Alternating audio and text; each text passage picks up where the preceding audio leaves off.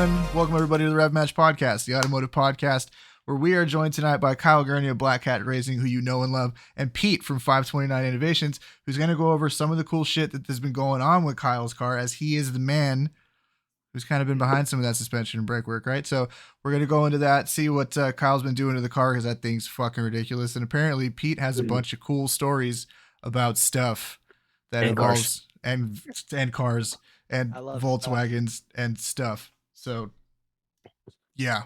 Anyway. Hey, thank you guys both.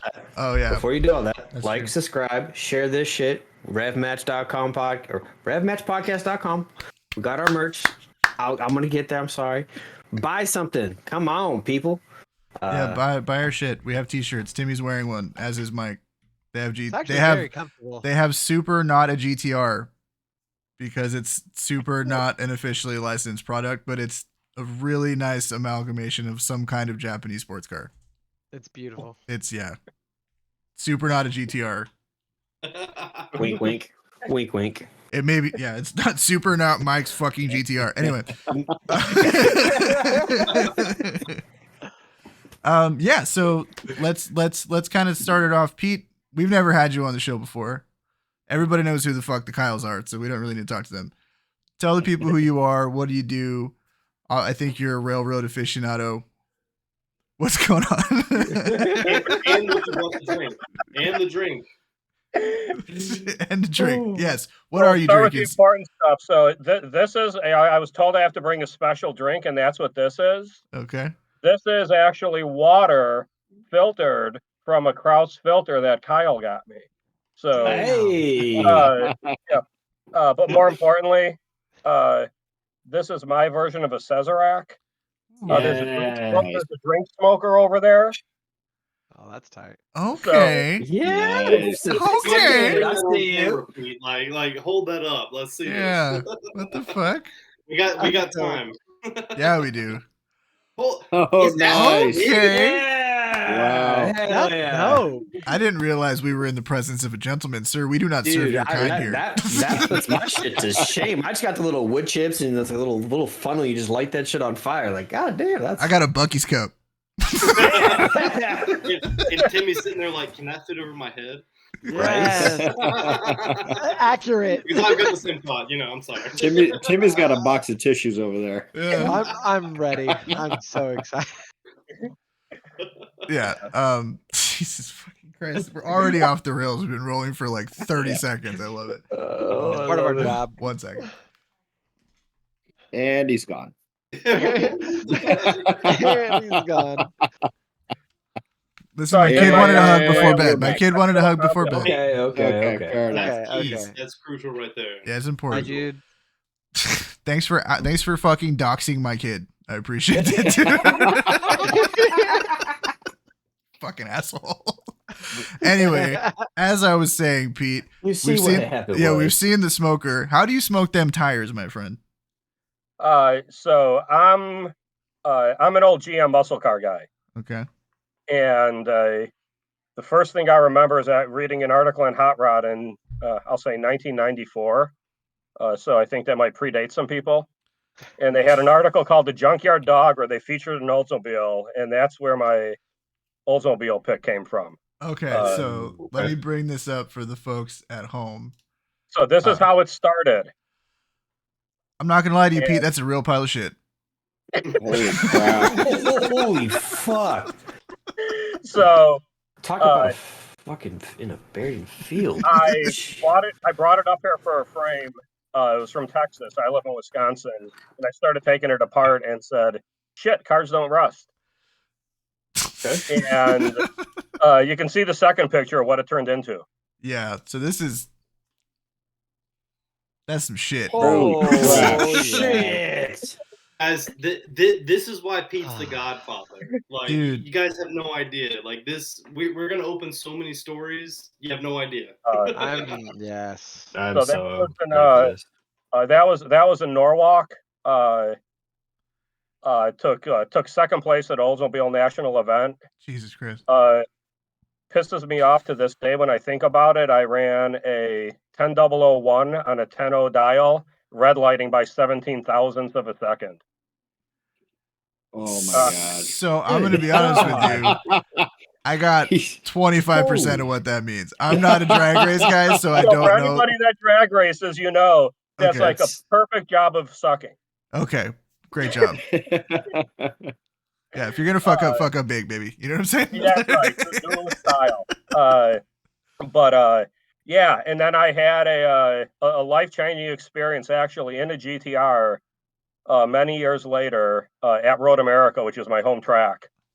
And if there's any SCCA people out there, a buddy of mine that I met at that event, Lawrence Loshak, took me for a ride in an Alpha 7 GTR at Road America. Oh shit. And I came home, my wife looked at me and said, "What happened to you?" Something happened, and I don't know where it came from. The first words out of my mouth were, "It's the most fun I've ever had in a car with my pants on." Fair. I honestly stopped drag racing. Sir, this is a family show. Sir. Well, that's how families are made, isn't it? And a lot of them are made in the backseat. That's just a mic drop. Okay, so you gave up drag racing.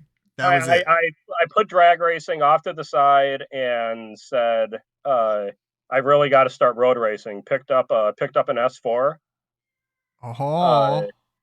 Timmy. Timmy's got an S4. My life. It met a 7-point buck at 55 miles an hour. Oh. And I started looking, and that was the second deer that car took out. So some people use rifles. I use Audis. Yes. Big flex. True story. It is the way. It is the way. Yeah, and ended up. It turns out that the RS3s landed in America the week before, and I picked up a 2017 RS3. Hell yeah! We're back into drag racing. Actually, the RS3 came in 13th in one lap. 19. No shit. My other car that I bought from a friend of mine actually won that year. Oh shit! So what is Gurny was alluding? What the fuck's up with the RS3 now, bro? Like what are we talking? It's an R&D car now. It's moving back into drag race mode. Okay. To try and break stuff. So Fair enough. I tell people I think I have the best job in the world. I get to talk to people about cars all day and spend their money on car parts. I mean, yeah. It sounds exciting. Yeah. You can sell the fun stuff. Like you sell the good shit that we all want to sell, is like being in the car business. Like Yeah. You want to everybody want like even when you're selling like cool cars, it's not as fun as selling cool parts for cool cars. Hell no. He came in like this, and we made it like this. Yeah. Well, this is gonna handle 1,200 horsepower, right? Yeah. All day, baby. All day. Wait, And when I mentioned Lawrence, it turns out Lawrence, as far as I know, still holds the SCCA record in a TA1 car at VIR. He ran 145. That's fast. That's That's a very lap. That's very fast. It's a good lap. That's very fast. Yeah, and he introduced me after taking my RS3 out on a charity event up at Road America. We used to do a fundraising event for the March of Dimes. He took the car out. I let him have it for the day. And he was out taking people for laps, and he said, "You got to talk to my suspension guy." This guy by the name of JJ Frillo owns Ultimate Performance. He helped start, did work with Penske and Earnhardt. Oh shit. Okay. Let him build you a suspension. Mhm. And I had no idea what I was getting introduced and who I was getting introduced to. Right. And that's how that's really, 529 originally started as kind of I'll call it a GPO. It's just me and my buddies getting together to buy car parts for cheaper. And okay. Right. 100%. Done there. And not that I'm giving anybody any ideas out there. But it falls into the better lucky than good category, and just running into the right people. And for anybody out there trying to do this, I'll say luck shows you where the door is. Grab the handle and walk through it. Yeah. Actually, I can't absolutely agree more. And to speak on JJ, So we got the suspension on my car, the very first any VW Golf getting this type of suspension. JJ invites me out to Trans Am and Carrera Cup at Road Atlanta. That's fucking Me cool. and my 2-year-old son get to go tour the pits. They brought him cookies and Oh like my. hung out, got to see race cars all day, That's tight. chat with JJ about suspension setup. Like, and when I met him, he was half under a car fixing and changing the settings. Like, this is what this dude does. Like, he is the real deal. That's Like, fucking cool as Yeah, shit. there's like, and when I asked, where is JJ? They said, oh, fuck, we don't know, man. He's at like one of 10 different teams. You got to just go look. Yeah. He so he's does just everything. running around tuning everybody's suspension and just Yeah. checking everything out. Everybody. Yeah. That's That's what we have on the Golf. That's That's what pretty he sells. It's wild. It's absolutely wild. That's fucking cool, dude. That's super cool. So okay, so it seems like you come from a drag rack background. Obviously, Gurney is not dragging the Golf, right? But I have a photo here, and was this one lap? Is that what this was with a TT? No, that was actually drag week last year. Okay, so this is, by the way, this is awesome because drag week is like, you see some wild shit rolling around in drag week, right? Because it's like just full fucking like, oh, it's a pro mod pulling a trailer, driving on the street, whatever, right? And then meanwhile, here's a TTRS with some wheels on the roof. And I want to know, don't be furtive with me. How fucking fast is that car? So that car, the previous owner, who was a good buddy of mine, he actually set the stock turbo record that held for 2.5 years. It ran 968 with a stock turbo. Holy shit. At 142 miles an hour. Jesus. Oh my god. Oh, so he just hooked and was fucking gone. Like he was just flap. Them gears were like, oh, we got this. Yeah, that's just straight up lot. So Pete, in the parlance of our time, when somebody asks you how fast is something and your answer is 9-second car, the quick response is fast as fuck, boy. And that's but yeah, so that's fucking right. The crazy thing is, and this is, I don't know, there's some voodoo witchcraft going on inside inside the new Daza engines, because my RS3, which is completely full weight, all the junk in the trunk, with a hybrid turbo on it, not even a full frame turbo. I had it out the other week, and on a softer launch, it ran 992. What the fuck? Turns But out what putting he's not half saying is the yeah. suspension is unreal. Like the way it hooks, the way that it works. Yeah. Like I want to know. Everyone overlooks. I want to know what that is, because I've seen the shit that you've been doing on your car. It's just, when people start talking about half Lambo engines and shit, I gotta know how fast is it, because I've never seen a slow one. Like, there's no such thing as like a slow Daza car. You know what I mean? And when Kyle mentioned suspension, so one of when people started to realize that these were really, really good in a straight line, Micaiah, who I got the TTRS from, his car was at IROS getting built, and he was getting an engine built, getting ready for the next year at one lap, and he told Hank, reach out to Pete, because your car doesn't leave like it should. So I got together with Hank. We did a suspension for his blue, for his Arrow Blue RS3. The blue RS3, like the big dick RS3. Yeah, that car. And his 60-foot times dropped. Ran consistent 127 678 60-foot times, and ended up flicking off his first 7-second pass. That car is so wild to me, because it just proves that like there is a right tool for the job. You know what I mean? It's like you can build other shit because like you want to, because you like it better or whatever. But it's like, I want to go really fast for like, and for not as little money as possible, but just with like a formulaic approach, right? Like how do I get this done? Like, just go buy something with a Daza in it and fucking tune the shit out of it. You know what I mean? Like, yeah. Well, and And- that's actually my goal of what I'm trying to do, and why I kind of brought my RS3 back to, what it's doing is, my target is with, readily available bolt-ons. I want that car to be a 960 car, and It's a quick Uh, fucking car. full weight, not gutting the Yeah. car. One of my other customers up in Canada, his is a tin can. Mhm. It's a TTRS, weighs about 2,400 pounds. That car's run, Jesus. Whoa, he 125 cut that car foot. up. And in that car, on a hybrid turbo, again with an off-the-shelf tune, that car ran 860 at 164. What the fuck, dude? Jesus. It's I'll just sell the GTI right now. Nah, fuck that. Just GTI Daza right swap now. it and do the all-wheel drive. Daza swap, Oh, yeah. yeah, let's Dazzle swap it. Fuck it. It'll There's- probably That's a be good cheaper idea. at this point. Well, Yeah. there's a shop back east that does that, right? Like you source a crashed RS3. Isn't that Yeah.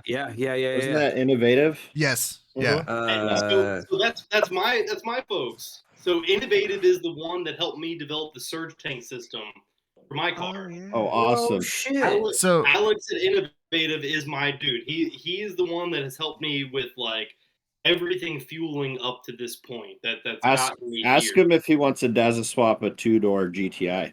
He's already done one. 1,000% he does. He's done Oh, one. did he? They did Oh, one. They that's did one, interesting. and it was fucking clean as fuck.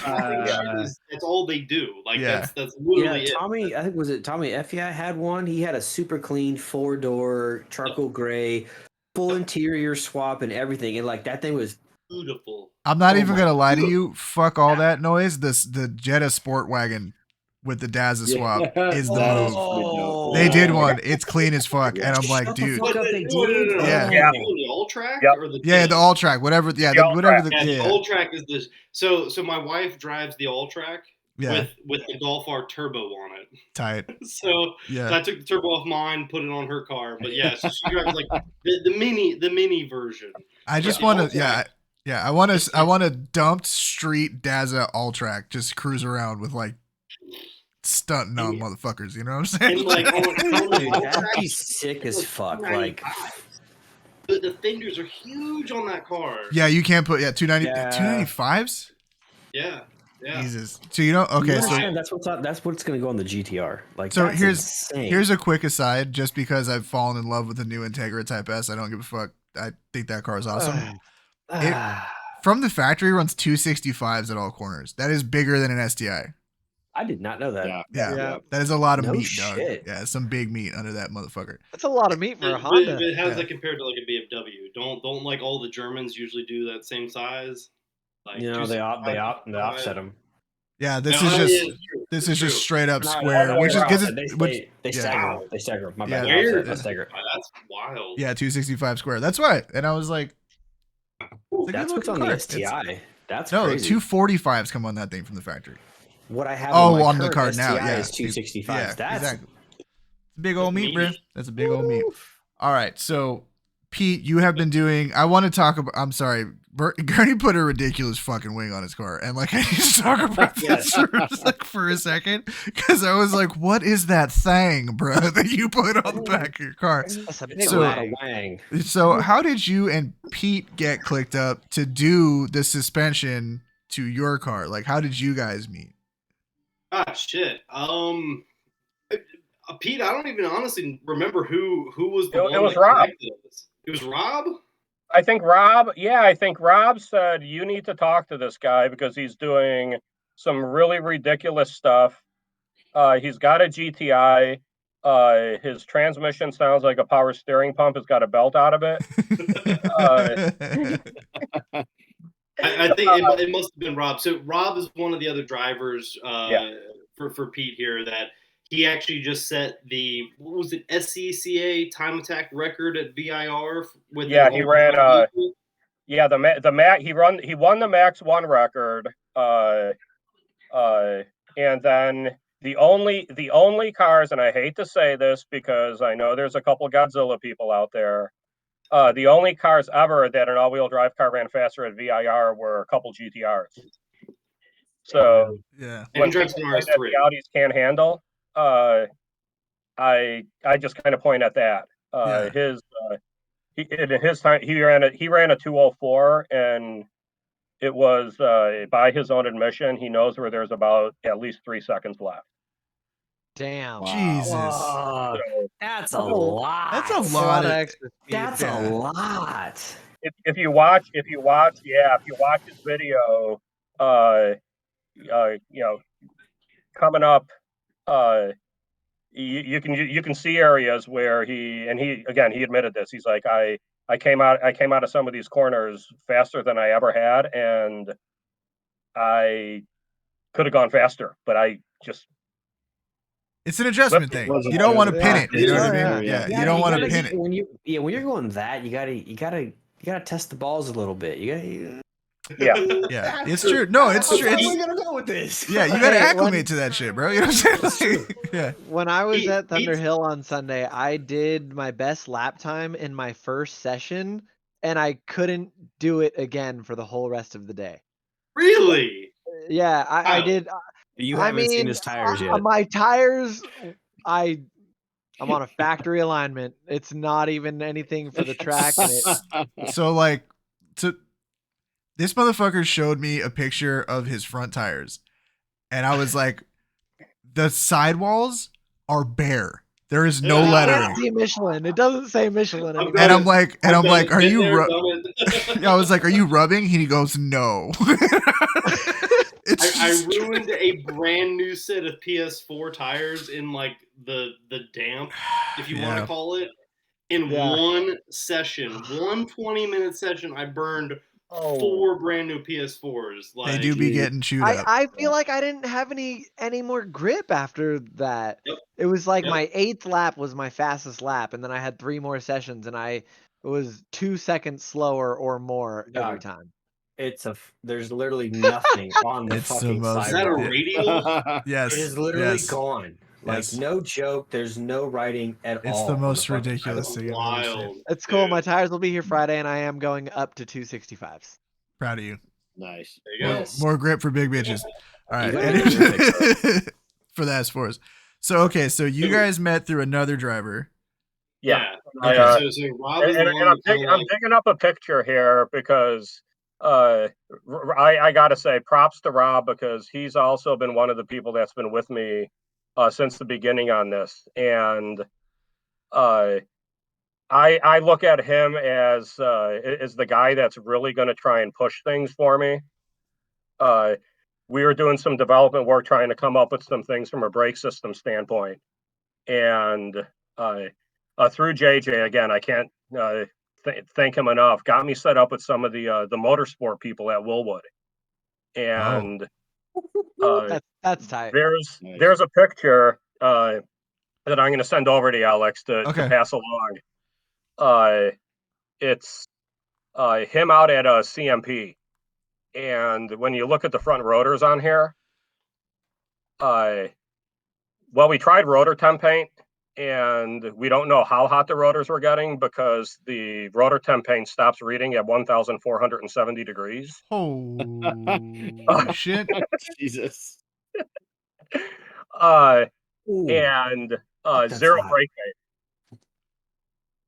Ha- And the rotors are as red as you've ever seen a rotor. You'd think that they're carbon ceramics. So like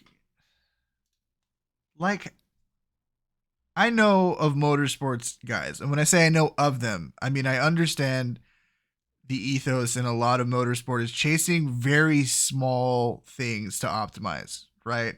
Yep. Especially when it comes to engine building, you're really checking for like cavitation and pumping losses and just making things as efficient as you can be. And I know that you can apply that to suspension. I know that you can apply it to brakes, but yours 1,400 goddamn degrees, Pete. What? That's crazy. it's another world. Like it's not even close. It's going from like being able to brake at 1G to almost 2G in every corner, and not being able to physically cope with what you have to do to make the car do that. And then it wants to Damn. do it. Lap after lap after lap. Like I've been using these brakes with Carbotech pads and the same rotors and shit. Like the real testament is Pete gave me test rotors to try, right? Okay. These had been on the TTRS, his TTRS. They've been on the RS3. And then they came to me, and I ran them for almost a full season and got them that red, running Carbotech XP20 pads. I mean, every lap doing almost 2G braking. These things looked spider-webbed cracked like you wouldn't believe, but they were solid. Like, perfect. No issues, no, like, worry whatsoever. It was wild. Putting new rings on it, it's it's wild. Like, Pete, the photo you sent tried to link to the website, but it didn't work. But I brought up a photo of an RS3 with this brakes red as shit, so I'm assuming that's probably pretty close to what you were trying to get to. It's kind of a gray RS3. Yeah, with a Roque and a big old wang on it. Yeah, that'd be the one. That's Rob's car. Thing. Yep, that's Rob right there.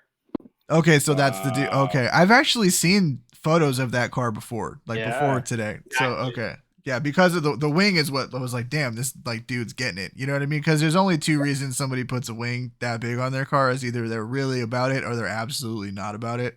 There is no in between. I'm sorry. or they need a table when they go to In-N-Out Burger. It do be convenient though. I'm not gonna lie. Yeah. So okay, my question is, I know, like again, we're generalists. You know, we build our own shit. You've seen cars with their brakes that red, and they are fading. And they could be running a good pad, a Carbotech or whatever, but they're still fit. So what the fuck do you do to have it do that and still be functional? I don't understand how that works. So the calipers have a pretty unique piston. So air is a phenomenal insulator. Okay. A small air gap stops a ton of heat from going through. So the way the pistons are designed, there's a little bit of a pedestal, and then the puck that's actually pushing on the pad is off of that pedestal. So you don't have a huge contact area for the heat. Oh shit! Okay. To get through.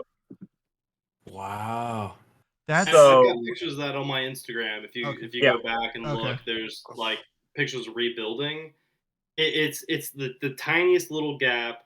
It's this little metal like cylinder that the actual pad pushes against. Yeah. Wild. Like there's no heat transfer. Like I have never experienced fade with these brakes. Ever. How far down is this photo, or is it the one on yours? It's pretty far. So you may it's broken in half. Yeah. And it was weird because when I first put a set of Woolwood brakes on my S4, I got so much shit from people because they're like, they belong on a Camaro, they belong on a Mustang, they don't belong on a German car. Oh my god, I hate people. All right, anyway, and it made me laugh. Because you go out to a Trans Am race, and I don't know if any of you have ever been out to a Trans Am race. Those cars are nuts. I mean, they're 850 horsepower, naturally aspirated, very minimal aero, no nannies, no nothing. It's driver and car. Yeah. Hell yeah. That's awesome. Trans Am's tight, dog. I've watched a lot of races on like so I've seen Trans Am races. I used to go to Irwindale as a kid a lot, and they do the short stuff. And then like, but it's like, they were they're very simple cars. They all basically look the same shit. They're really clean looking, but they're fast as fuck, and they sound sick. Oh, they sound sick. Yeah, they're dinosaurs. That's what they are. It's just. Yeah, and going back to Kyle's comment about JJ, I mean, he's probably got his suspensions on at least half the TA1 field. Oh, yeah. Okay. Yeah. That's why when I got the opportunity to put that on my car, it was like, hey. That's huge. That's like, that's like big. Does he want to work on a GTR? I'm gonna. No, he only works on fast cars. There is they do actually have something for a GTR. Yeah, but like an old GTR or a new GTR? Older. Oh hell yes. Oh. Okay, now I'm interested. Yeah. So, but. Yeah, and I mean we can get into it as deep as you guys want, but it's in the valving, it's in the response, You can take that comment again. I know this is a family show. Soul developing. Alex is over there just trying not to die laughing. Well, Timmy fine, drops it the was a giggity. great time. I know, It was we're a right at the great same time. Like, time. that was like the perfect like. Rapid T-ball, fire. come Yeah, on. just rapid Yeah. fire. Beautiful. Dick and fart jokes on the Yeah. RevMatch podcast. Let's go, baby. I love it. But yeah, I mean the guys that started JRI who makes the internals, they came from Penske. Oh, Which shit. is Okay. Penske's cool. suspension is Which like is pretty legendary shit, shit. yeah. Yeah. So Yeah. So yeah, and they wanted to deal more with with grassroots stuff, get out of the politics of Penske, and that's really how it started. And it's just down to earth racers that make some really good shit. So my question is, and sounds like it. yeah, I'm just curious as like an enthusiast. I obviously anticipate an uplift in cost for a suspension of this caliber, right? But like what the setup on Gurny's car, like what does that run? I'm just curious. Probably a couple $100 more than a set of KW Club Sports. That is not a lot of money. Shut the hell Seriously? up. No, So like It- four it's Gs, not- maybe 4,500, maybe 5 tops. it's full in plates, everything is about 6. With That's camera not plates. fucking bad, dude. That's not For- bad at all. For full on for race car suspension. shit? No, for like full on race car shit. That's not bad. Like, Yeah. No. If I had known this at the get-go, my entire modding journey would have been beyond So different. yeah, So just put different. sick fucking suspension and brakes on it and just see how fast I can go. It needs nothing else. Like that's the thing. Like once you do the suspension like this, it makes a 3,600-pound car feel like a Miata. You can't do I that need with that. anything else. I need that. Yeah, do you do S4 Yeah. shit? Timmy will literally like Like new S4 Spend shit. all of his money. And- Are and you a V8 guy, a V9 guy? It's a B9. It's a V9. Let's talk. Yeah. Does that mean I'm cheating on 034? do they do suspension don't or do worry they about that. Oh, Don't worry about that. Daddy said don't worry about them. Yeah. So No, so but Timmy, actually, well, one of my good friends is pretty big in the S4 community. I don't know if you know who Jay Bullington is.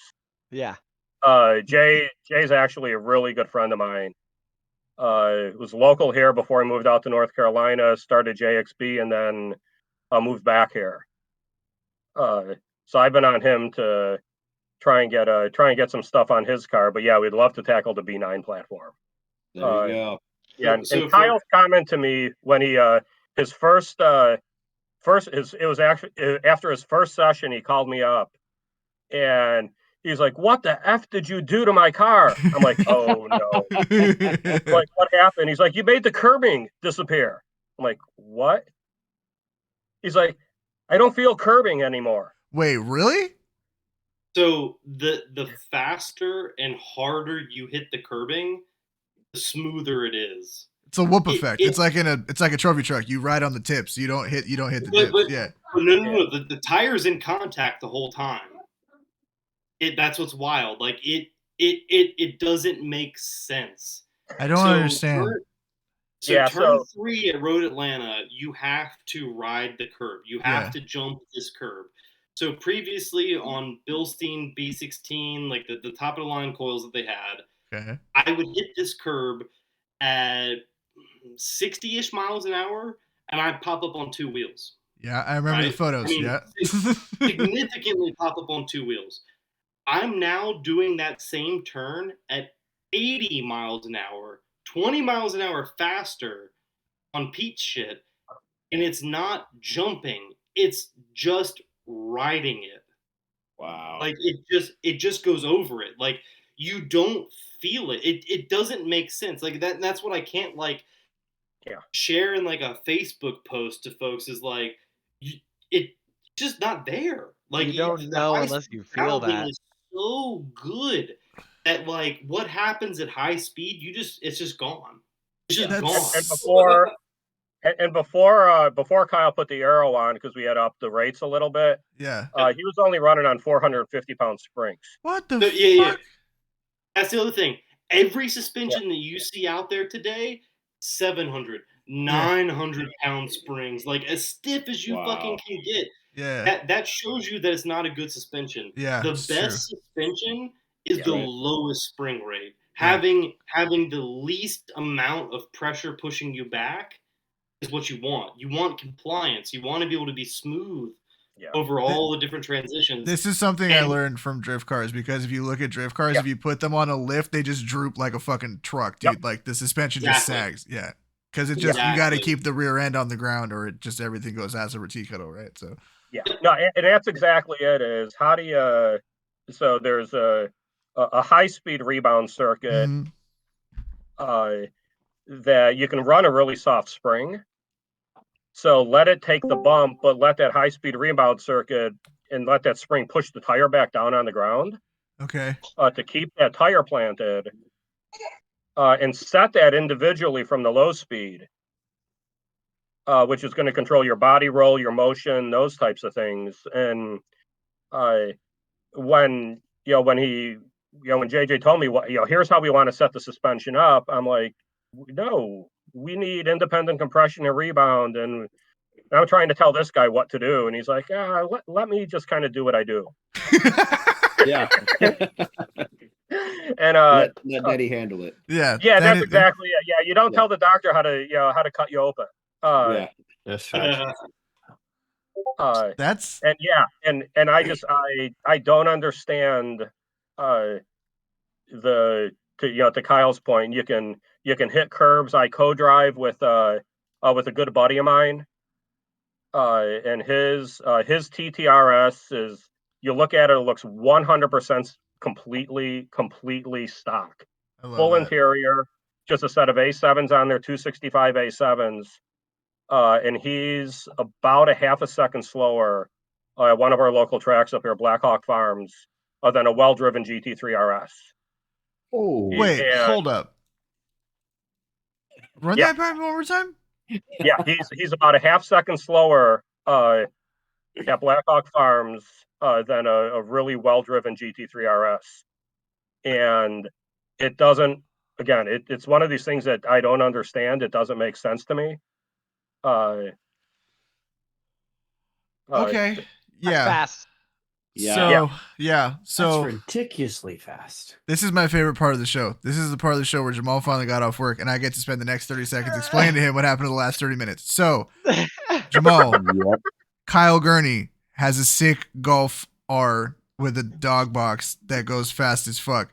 Pete is the dude who built his suspension and goes super fast as fuck in like really fast new Audis, the ones with the half Lambo engines and shit. So he builds that type shit and is apparently just the fucking guy, because we're learning a lot about Pete. And that's what's happening. Also,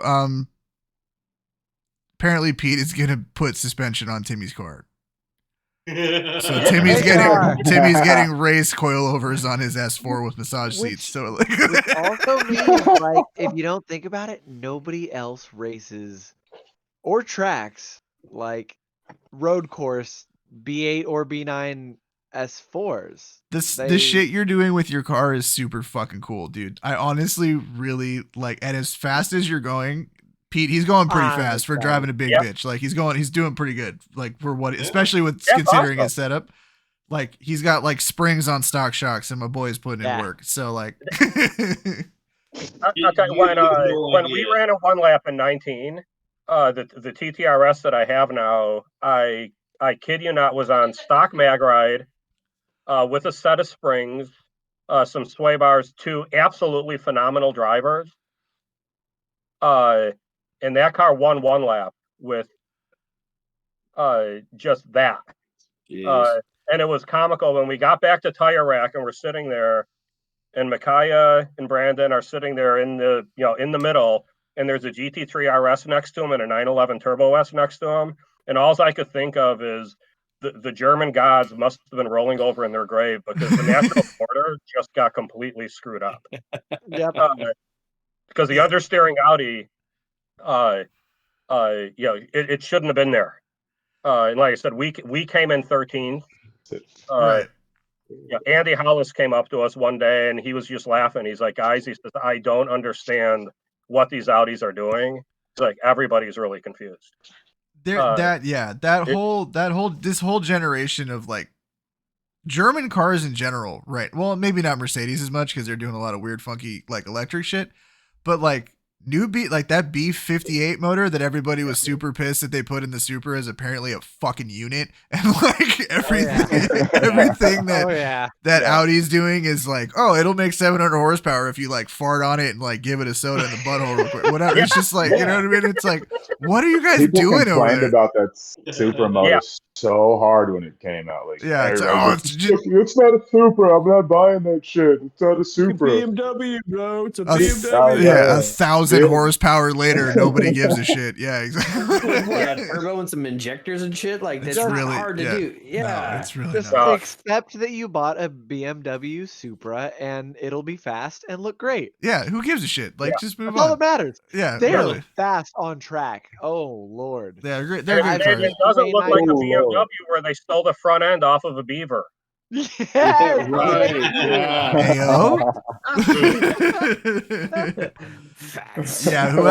Whatever they're like, it's funny because like you get Stockholm syndrome to cars if you see them enough, right? Like when the new M3 and M4s came out, I was like, what the fuck is that? And then I saw it there and I was like, it's actually kind of sick. You know what I mean? Like, but it's not.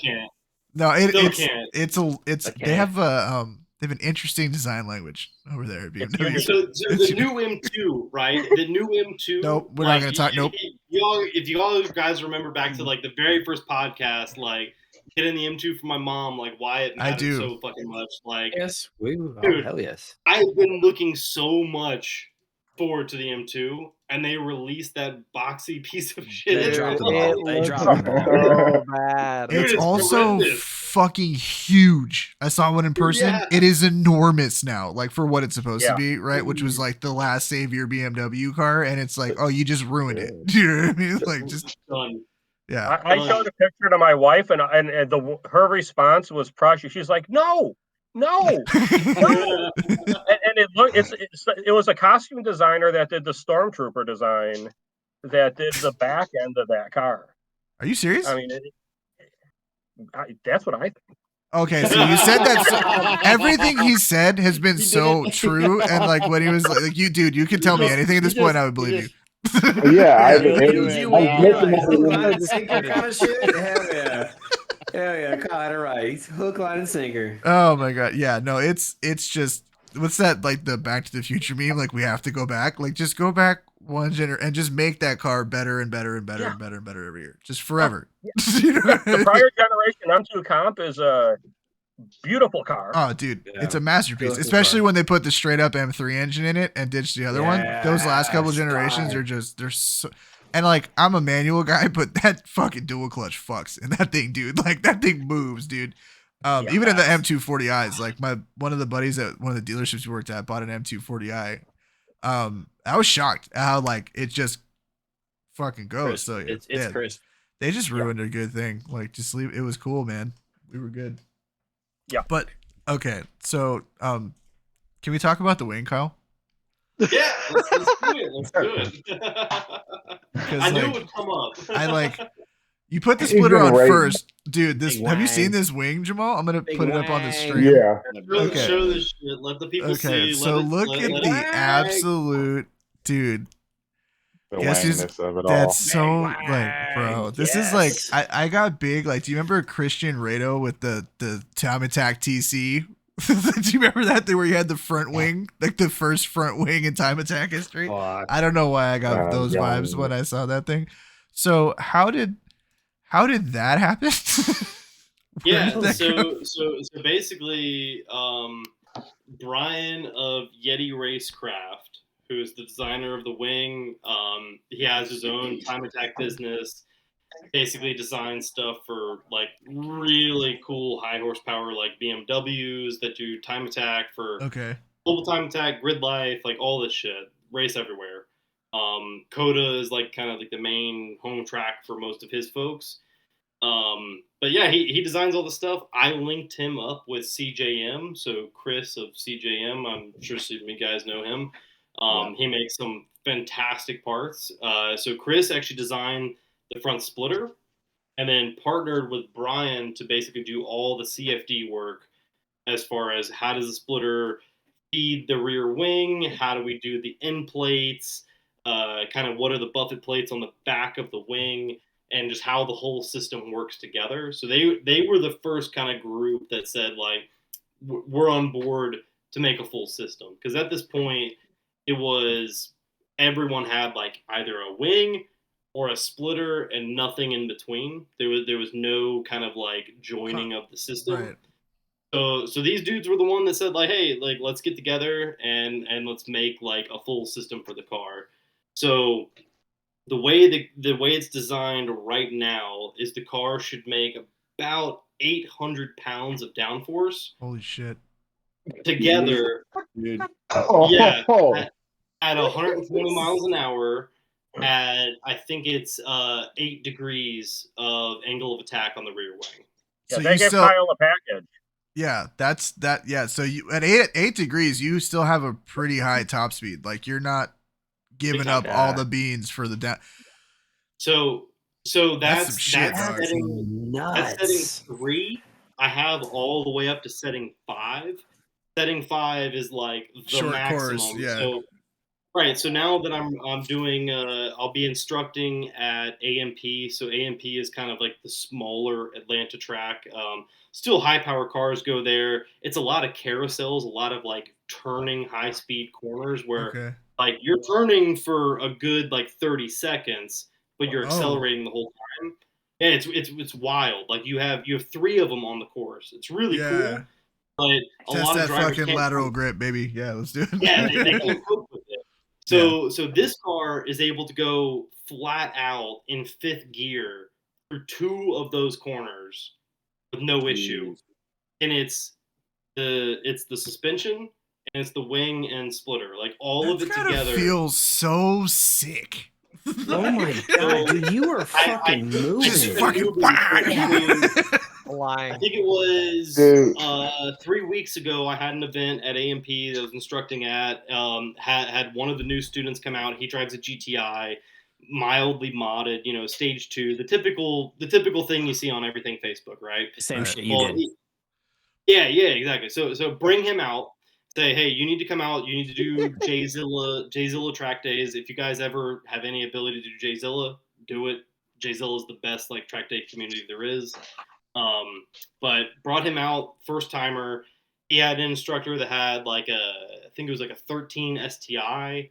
So did lead follow for a bunch for him. And then I was like, come ride with me. Let me show you what like the max of what your car can do. So this dude was running 2 minute 5 laps. I showed him what a 135 felt like. Fuck you. Holy shit. Good gosh, Why? Kyle. Why did you do that to him? Oh, you're right. You literally scumbagged him in 1 lap in your fucking R. Like that is ridiculous. No. It's even worse than that. Kyle looked over the urinal stall and went, nice dick, kid. And then let me show you what one really looks like. Fucking whipped it around a little The bit. best part, the absolute best part of this day is so I'm an instructor for this group, and I'm like deal with the corner workers and everything. One of the corner workers comes over That's what they about used to call me midday in and high he's school. like, you just fucking recorded the highest top speed that we've seen here in the past year on the front straight. What'd you get? 141 That's a on fuck. the front straight of AMP. And if you look at it, the only I was way literally to do about to that look it up. AMP is to Raceway? start accelerating on the back corner the whole way. No car can just go flat on the front straight because it's so short. You have to start back at the turn. It's in Atlanta, Fucking right? Yeah. Atlanta. So that's Atlanta. Okay. I'm trying to look up the that's track what the layout. wing, that's what the suspension does. It's stupid. Yeah, if you could bring up AMP, you can Atlanta show Motorsports everybody. Park, right? Mm-hmm. Yep, that's the one. Motorsport. I can't type. Park layout. Okay. And like everyone that rides in the car that does this, like as you're doing that type of turn, accelerating, they're all kind of like just grabbing on, trying to figure out like, why am I not just flying off the side of the track? it's so wild. out of turn 1 through the straight, right? Is that what you're talking about? So no, it's coming up to turn 1. Oh, okay. I understand.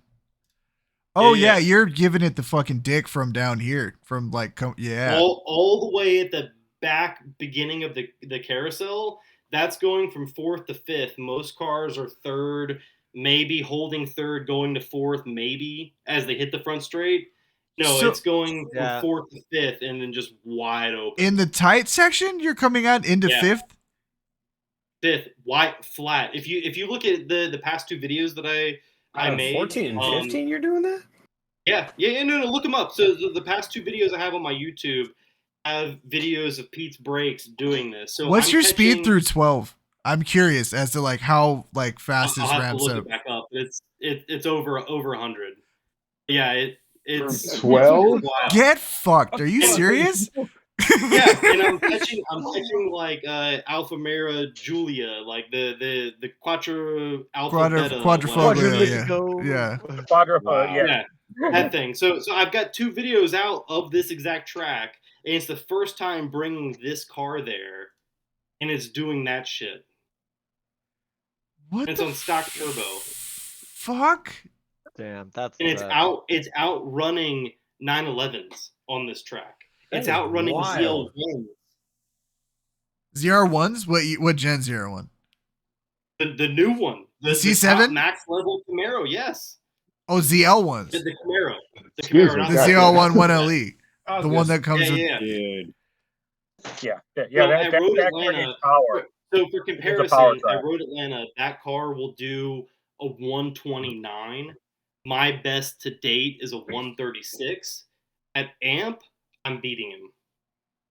So that's what you were saying, Pete, is that car needs a power track. It needs a car where you can That car needs a power track. It needs a Road America, a Brainerd.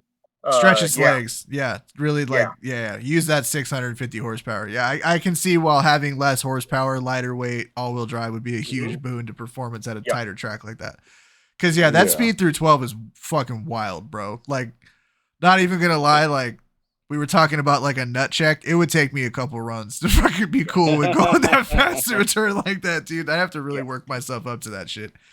I just can't have a speedometer in the car. Like, I don't need to. I think that's. I honestly no. I think that like it's it's Just tell like me It's a later. fact. no. You know what's funny though about that shit is like Jay will attest to this. When we used to go run GMR in my old shitbox, people would be like, "Damn, you guys run fast as fuck." My speedos never worked in any of my 240s ever.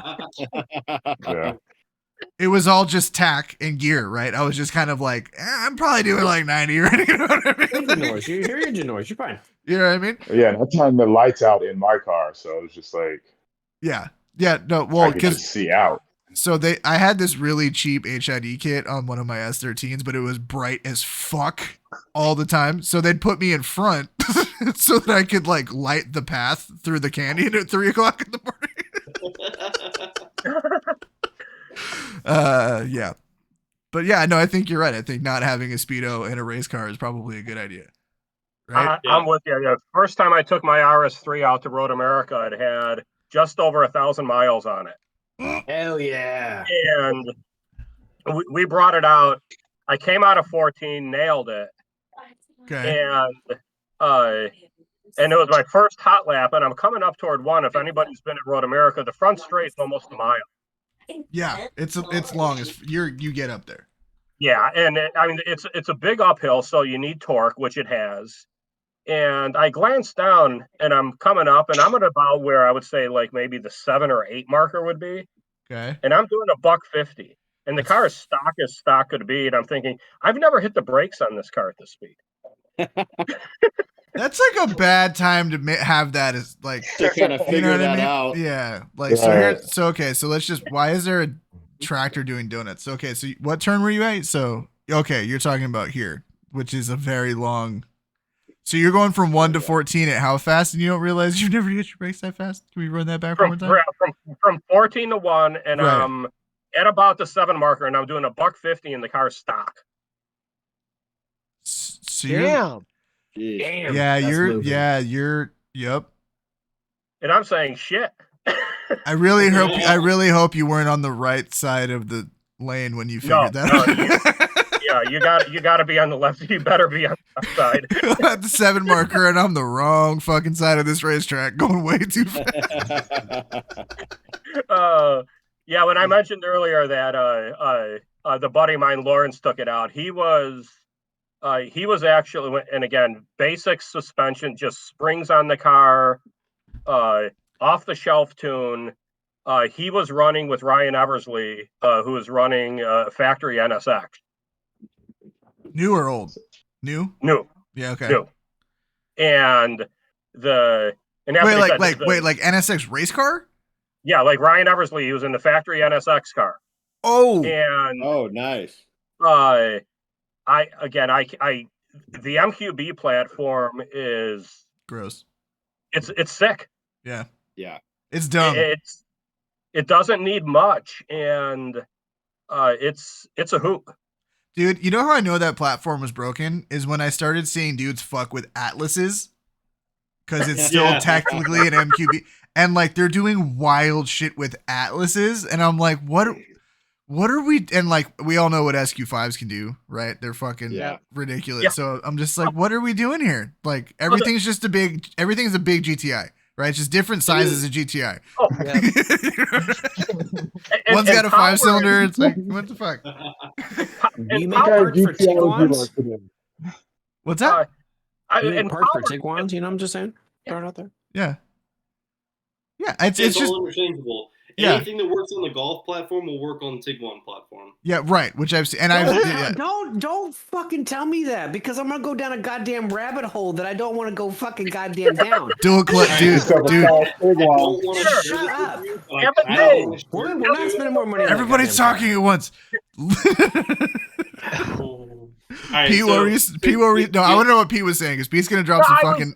I was out looking at a couple different things, and I was out on the TTE website. Okay. And they've got a dual turbo upgrade for the 4-liter to get 1,050 horsepower in your S8. Oh, hell yeah. That'd be fun. Yo, That's okay. the S8. Yeah, no, but like, hold up. I'm with Pete on this one, because I love a shit fast big sedan. Like, I love a shit. Like, you don't even know, dog. Hell like, yes. that shit. Big old daddy power, like, yeah, it doesn't turn, but who gives a shit? You know what I'm saying? Bro, do that in the Turbo S RS6. has a special place in my heart. Panamera Turbo S, that big wagon, like, oh my Nah, dude, I'm F90 M5 all the way. Like, the car, like the what's the Cartech, whatever Dynan's new company is, that shit where it's like, oh, it'll run E95 and fucking it'll run 100 octane. Just put whatever gas you want in it, the car will figure it out. It makes 1,000 horsepower. Fucking run it. I'm like, yes, give me that shit. So hold on. Add mobility to the most. Yeah. BMW M5 CS, right? Yeah. I went and did the race school for BMW M school in South Carolina. Right. I set the track record that still stands in the M5 CS. That was a 2019. Yeah. Damn. My name's on the fucking wall when That's you go tight. there. Yeah. That's Tell me that It's- whipping a big old fucking car isn't sick. Oh. It is the most amazing car I've ever driven. There is no car that beats the M5 CS, like, bar none. It's stupid, because the big cars shouldn't go like that. Like, it shouldn't. It doesn't, like. Exactly. That's why I love what driven Timmy's 911 doing. PRS at Road Atlanta. I've driven the 911 Turbo, Road Atlanta, M3s, everything. Nothing comes close to the M5. It's so cool. It's just a The stupid fact car. that When you turn, the fucking seats inflate where, like, you're turning against. Oh, Yes. yeah. It's the active my God, bolsters. no it's so way. sick. It's like you have a removable race seat. Like, it boggles my the AC turns on in the steering wheel when it senses you're going fast to keep your hands cool. Like, Right. So your hands don't. Yeah. So your hands don't slip on the leather steering wheel. Yeah. No. So yeah. Just wait till that shit breaks outside of warranty and you have to pay to fix that. Yeah. Wait, what do they there's consider? there's that. CL65. I had a CL65 and I took it out. That was the first car I ever ran at Road America. If I ever bought another Mercedes home, my wife would leave me. That car wouldn't go more than 2 months without breaking. Yeah. But it was a hoop. I mean, 740 foot-pounds of torque at 1,800 RPM. Yeah. In my living room. Yeah. That's what it was like. It was like cruising down in my recliner. With heated and air-conditioned seats, and it was just. They're so fucking dude. Shit fast luxury sedans are just the coolest fuck. I don't give a fuck what anybody says. Like, I'm sorry. Yeah. I'm totally like, I love purist cars. I love analog. I love all that. But if I can get my balls tickled with a fucking Harman Kardon stereo and my asshole getting fucking air conditioned and do like fucking 170 miles an hour with my hair on fire, I'm gonna do that. You know what I'm saying? The new Cadillac CTS-V, like that's it. Dude, those black wings, those new CTS. Oh yes, sir. Yeah. You gotta get the wagon version though. Oh, you gotta 100% with you. 100%. Listen, the fact that we're not getting the new M3 Touring, ugly face and all, hurts me. Like everything is better as a wagon. Bring us the RS3 Sportback. Yes. Thing is so sick. I mean, it's the baby god car. Like the RS6 is the god car. Yeah. At least for me. Yeah. No, I'm with you. When absolutely. We're there. I was just like, come on now. Like, listen, there's big wagon love in this podcast. There's big wagon love. Yeah, we love some wagons. Wagons are slept on. 2-door wagons, 4-door wagon. Fucking give me all of them. I love them. Give me a fuck. Give me some. I want some cargo space with my shit. We got some wagon people here. Yeah. What you got? You got some heat, Pete? Give me that heat, Pete. we're gonna dig something up here and send it over. It's gonna go to Alex because that's send it. I can bring it up. We're good. I finally figured out how to instantly look at pictures from Discord. We're evolving. Look at us. Nice. Right? Wow, look at this technology that we got. Right, we have the technology. So I mentioned this to Gurny because he was in the chat as I was making the final touch-ups, Pete. But I built a brand new computer 48 hours ago, and then last night at midnight realized that I had none of the shit set up for this podcast today. So I spent 2 hours directly after work today unfucking that entire situation so that we could be here with you. So I put in a 14-hour work day today, basically is what I'm saying. Goddamn. But it's okay, man, because I want Pete to be my dad. Is that weird? No. A little bit. No, That's it's not. because dude, we got the same hair. Yeah. We got the hairstyle going, man. Yeah, man, dude. Listen. Baldness is a brotherhood. All right. You guys don't fucking get it. I don't want to. That's fair, man. I don't want to get there, but if I get there, if it starts, I'm shaving. I don't give a shit. I'll admit it. Nah. For anybody that's still making it this far, don't forget to like and subscribe. Yeah, to dude, not like only the and RevMatch podcast, but Black Cat Racing as well. You know what? You want to know something See crazy? your shirt. You want to know something crazy about this, Timmy? You're like, oh, who is to listen? Guess how deep we are into this podcast right now? Giggity. Hour and 6 minutes. Wow. Yeah. We've got so much information. I feel like, right. I feel like we've just been covering. So educated, right? Like we've It's just not even been funny. like this. This is such a content desk that we covered this normal shit in like 2 hours, Pete. Like we're hitting switches on this motherfucker right now. You know what I'm saying? Can I Like, submit this to Sierra College for like some like college credits and shit? Because the amount of knowledge. Yeah, that yeah, we've go get got go get a degree in communications and then figure out it's worth this and go back to being a fucking service provider. You know what I'm saying? Oh, fuck. I could probably Okay. teach a class in communications. It's Right. It's fucking useless. All right. So while you're sending that Pretty photo, much. Pete, Gurney had mentioned something about drive shafts for 1,000 horsepower Audis. And I'm just curious what that looks like. Well, it's a big piece of metal. It's long. It goes from front to back. Yes. You just described a basic drive shaft. Thank you for that illustration, Pete. I appreciate it. Oh, good. No, what we this is pretty common on just the platform in general. The front of the drive shafts tends to break pretty typically, because on the on the Daza cars, on the 5-cylinders, the way the downpipe goes over, they couldn't put a Guibo up in front. Oh, yeah. Okay. So if they everyone doesn't know, Guibo is like a rubber donut. the rubber flex disc. Yeah, basically it gives you some Okay, play yeah. in the driveline. Yep. Yeah. Yeah, so they ended up having to go to a constant velocity joint up there, and the way the metal wraps around, It's not great. it gets super thin. Yeah. You launch your cars hard, and you break the front. Yeah. It snaps. Right. So you end up I've with a got- front wheel I've drive got car. customers- Yeah. Yeah, I've got a customer out in Cyprus, over by Greece. They've gone through 6 drive shafts in their car, $2,500 a crack. Jesus. What? And I don't know about you guys, but when my program's doing that to me, after 2, I'm going to be looking at what I'm doing. Yeah. Yeah. Ah. And I mean, in the traditional things, I mean, wheel hop, things like that, it just breaks shit. Yeah. Right. And, So do you see that? Do you see that? So do you see that more in drag racing then, where you're hard launching consistently? Okay, Yeah. for sure. So Yeah. It's hard. It's drag racing, or people doing runs out in the streets of Mexico.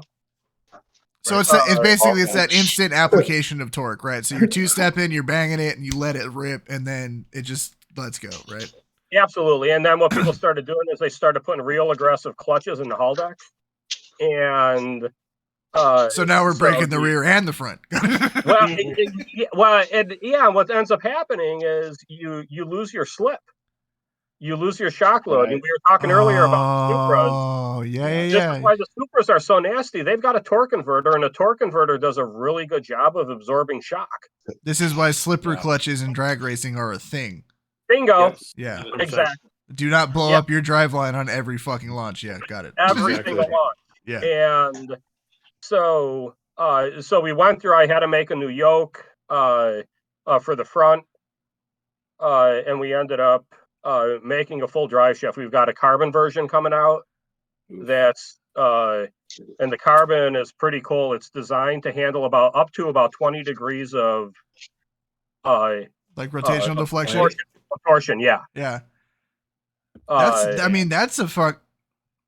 That's a lot, actually. that's a lot It of Think about that. that's a lot of that's a gang of flex, dog. Like It is. It's originally designed for no prep, because no prep is so bad.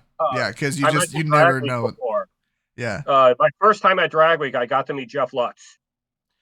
And That guy's got a lot of interesting opinions on shit, but you cannot deny the fact that he is fast as fuck. You know what I'm saying? Yeah. his last run our first year, he came off, ripped his helmet off, threw it in the car. He's like, motherfucker. Like, what? He says, God damn it, I only ran a 619. And I'm like, you just drove this car 1,200 miles. It's so hot inside and out. The car is so not ready to go fast right now, dude. Like, Give it 20 minutes, bud. Give it 20 no, minutes. dude, like a drag car, if it's been run 12, like you need to let that bitch chill overnight. You know what I'm saying? Like, let everything come down, tighten back up. Throw it in the fridge. Exactly. Right? It's you guys want to see you guys. I know we got a lot of wagon people, but if you look up Michael Westerberg's pickup truck, I'm I'm gonna down for a pickup truck. dude. Listen, I'm a Mexican dude from East LA. I fucking love a pickup truck. that's been pickup truck first pass last year at Drag Week. Car runs 650s. What the fuck? Like, okay, I'm gonna be Michael Westerberg. I really hope this is not a common last name, because I'm just looking it up on Instagram. Just look up Michael Westerberg S10. It'll pop up. I'll Google it. Okay, we'll give it a Google. Yeah, no. So like, I'm gonna be completely fucking transparent with you, Pete, because I feel like we've really garnered some trust here. I'm not like a huge drag race guy, right? Like, I appreciate the fact that going fast as fuck is cool, because I like going fast as fuck. But I also appreciate the fact that in a nominal situation where the car's not getting squirrely, it's all tuning and setup, right? That's what determines and reaction time, right? That's what you need the dude in the seat for, is to hit the fucking light. And then after that, if the car's set up right, make sure you pull the chute. You know what I mean? Right. On your way out. Right. Unless it gets squirrely, and then you need a fucking wheelman, right? Especially if you're doing no prep and that type of shit. Like, you need somebody with some fucking balls and knows what to do at 180 miles an hour when the car gets sideways, which is a skill set. Do not get me wrong, but it's 6 to 7 to 8 to 9 seconds at a time, right? Whereas, yeah, right. But those are down this feet. No, but these are big numbers. These are big, fast things that are being thrown around. And my question is, and I've seen a lot of Fast Audis, and I've seen Fast Audis on the street. And I was just actually talking to Timmy about one TTTRS. It's like running 8s on the street and shit. The blue, there's like an electric blue one. Blue one. Yeah. the Okay. blue one. Yeah. I like how we already know what the fuck's going on. Yep. Yeah, just saying, Oh yeah, bro. the fucking blue dude. He's from Atlanta. Yeah, that guy. Yeah. But they don't seem to get squirrely. Like they glide a little bit at the start, right? They'll kind of like move over in the lane a little bit, and then they'll hook, and then you can it looks like you can just get them under control and keep them straight. And like they don't really they don't break loose. They don't get any ass shimmy. Slip. They slip. That's why. Right. Okay. Back to your point of getting that So driveline set up. the whole the one thing that a lot of people don't realize about why the MQB platform is why it's so good and why it's good for road course especially is that it's a safe platform. It's meant to understeer. It's meant to keep you in a straight line. So to make it turn, to make it do those things, you have to do big modifications. Going up to almost -4 camber in the front. That's what you need to make this thing corner and hook and do all the craziness. Well, we talked about this, yeah. You run aggressive, you run aggressive alignments, and yeah. But the chassis itself always wants to come back to center, always. Yeah. I mean, and That's I think why that it's so good. I think that there's a lot to be said for the virtues of a chassis. Where if yes, 4 degrees of negative camber is aggressive, but you can put 4 degrees of negative camber in anything. That doesn't mean it'll handle well. Yeah, exactly. You know what I'm saying? That doesn't mean that it'll smoke 911s or whatever. And yeah, I think that I mean, we've waxed philosophical about the fact that German cars are just objectively the right decision in a lot of different right, but no, realistically speaking, in almost every motorsport application, if you're I want to do this thing without really have to thinking about it, whether it's drifting. Well, drifting lately has become more of an issue because but older BMWs Take your German nonsense somewhere else. on the new ones, right? Well, no, I'm saying on the new ones, yes, but an E36 is basically an expensive S13. You know what I mean? They're not super complicated, all that type of shit, other than Vanos, whatever. Yeah. But in any other type of modern motorsport, I want to run decently quick lap times and then drive it home, or I want to drag and run good times and drive it home, or whatever. It's dude, if you want to not worry about it, buy a German car. Go spend 70 grand up front and then 5 grand on the back end and have a good time. You know what I mean? And not. Who are you talking about right now? Are you literally you. Literally you. You are the dude. Yeah. You are the guy. You have not spent more than $5,000 on your S4. Yeah. Well, and this is actually the big dilemma. My wheels. Okay, my wheels. Oh, did you ceramic coat them though? They're for tracking. Damn, this man just smoked the whole detail community in one tweet. But no, this is actually a big with a lot of the customers that I support. We're looking at this, and we're all car people. We all want the next shiny thing, and we're looking at this saying, where the hell do we go next? Yeah, because these things are so capable. The biggest gripe that I heard, and my buddy Jeff Jeske that I talked about with the white, it's a plain white TTRS that's almost running where a GT3 RS is. He's like, I know this car's fast. It's solid. I drive it an hour and a half to the track. I run, and then I drive it back home. But it's boring. I told him, so if you want excitement, get a Viper. Yeah. Yeah. No, but this is a great point. This is and I try to have this conversation with people about I play a lot of games and play a lot of video games and shit. And there's always the best loadout, the optimal loadout or whatever. And it's yes, there is always objectively the best tool for the job. It is always the least fun. You know what I mean? There's you lose when you get to that knife edge precision, you lose character, and character is what engages you with the car. This is why I don't really 100%. like new GTRs. They're surgical, right? They're That's just why I don't even play the good shit. yeah, exactly. point. Right. Yeah, No, when you I saw when I fun. play somebody- racing games, yeah, I don't use the good shit. When I play any kind of game, I use fucking bonkers stupid shit because it's not as fun, right? See, that's Yeah. a great segue because I just shot him I a know, picture I of my did. friend's wagon. Oh my god. Have you ever Yes. seen a photo that warms your heart Yeah. and your balls at the same time? Because that's what Because that is it. that is it. Just That a is it. big old Oldsmobile wagon, ass up, ass down, Trying to get the face kids up. to school. Yeah, exactly, bro. Just Literally. hook Yeah, you are on not the making bumper. that. It's literally it's so if they got the picture a split second later, both rear tires would have been off the ground. as it leveled itself out. Yeah, no, it Oh, hit on the wow. bumper and They're like, teetered up. Jesus. Wow. Look You at know how the what I- rear tires are unloaded. The car's about to. Oh no, go you're into the- right. Yeah, no, he's coming off the wrinkle. You're absolutely right. Wait, you've all seen like Cletus and the Blazer do the jump. Like I it's the haven't. same shit. I've fallen off. I love I I appreciate Cletus McFarlane for everything that he has done for the shithead auto community, but I have fallen off of his content because there's too much of it. The dude generates a ton of content, right? Like Dude, just, it's a lot. no, but like Hard what to he's keep up.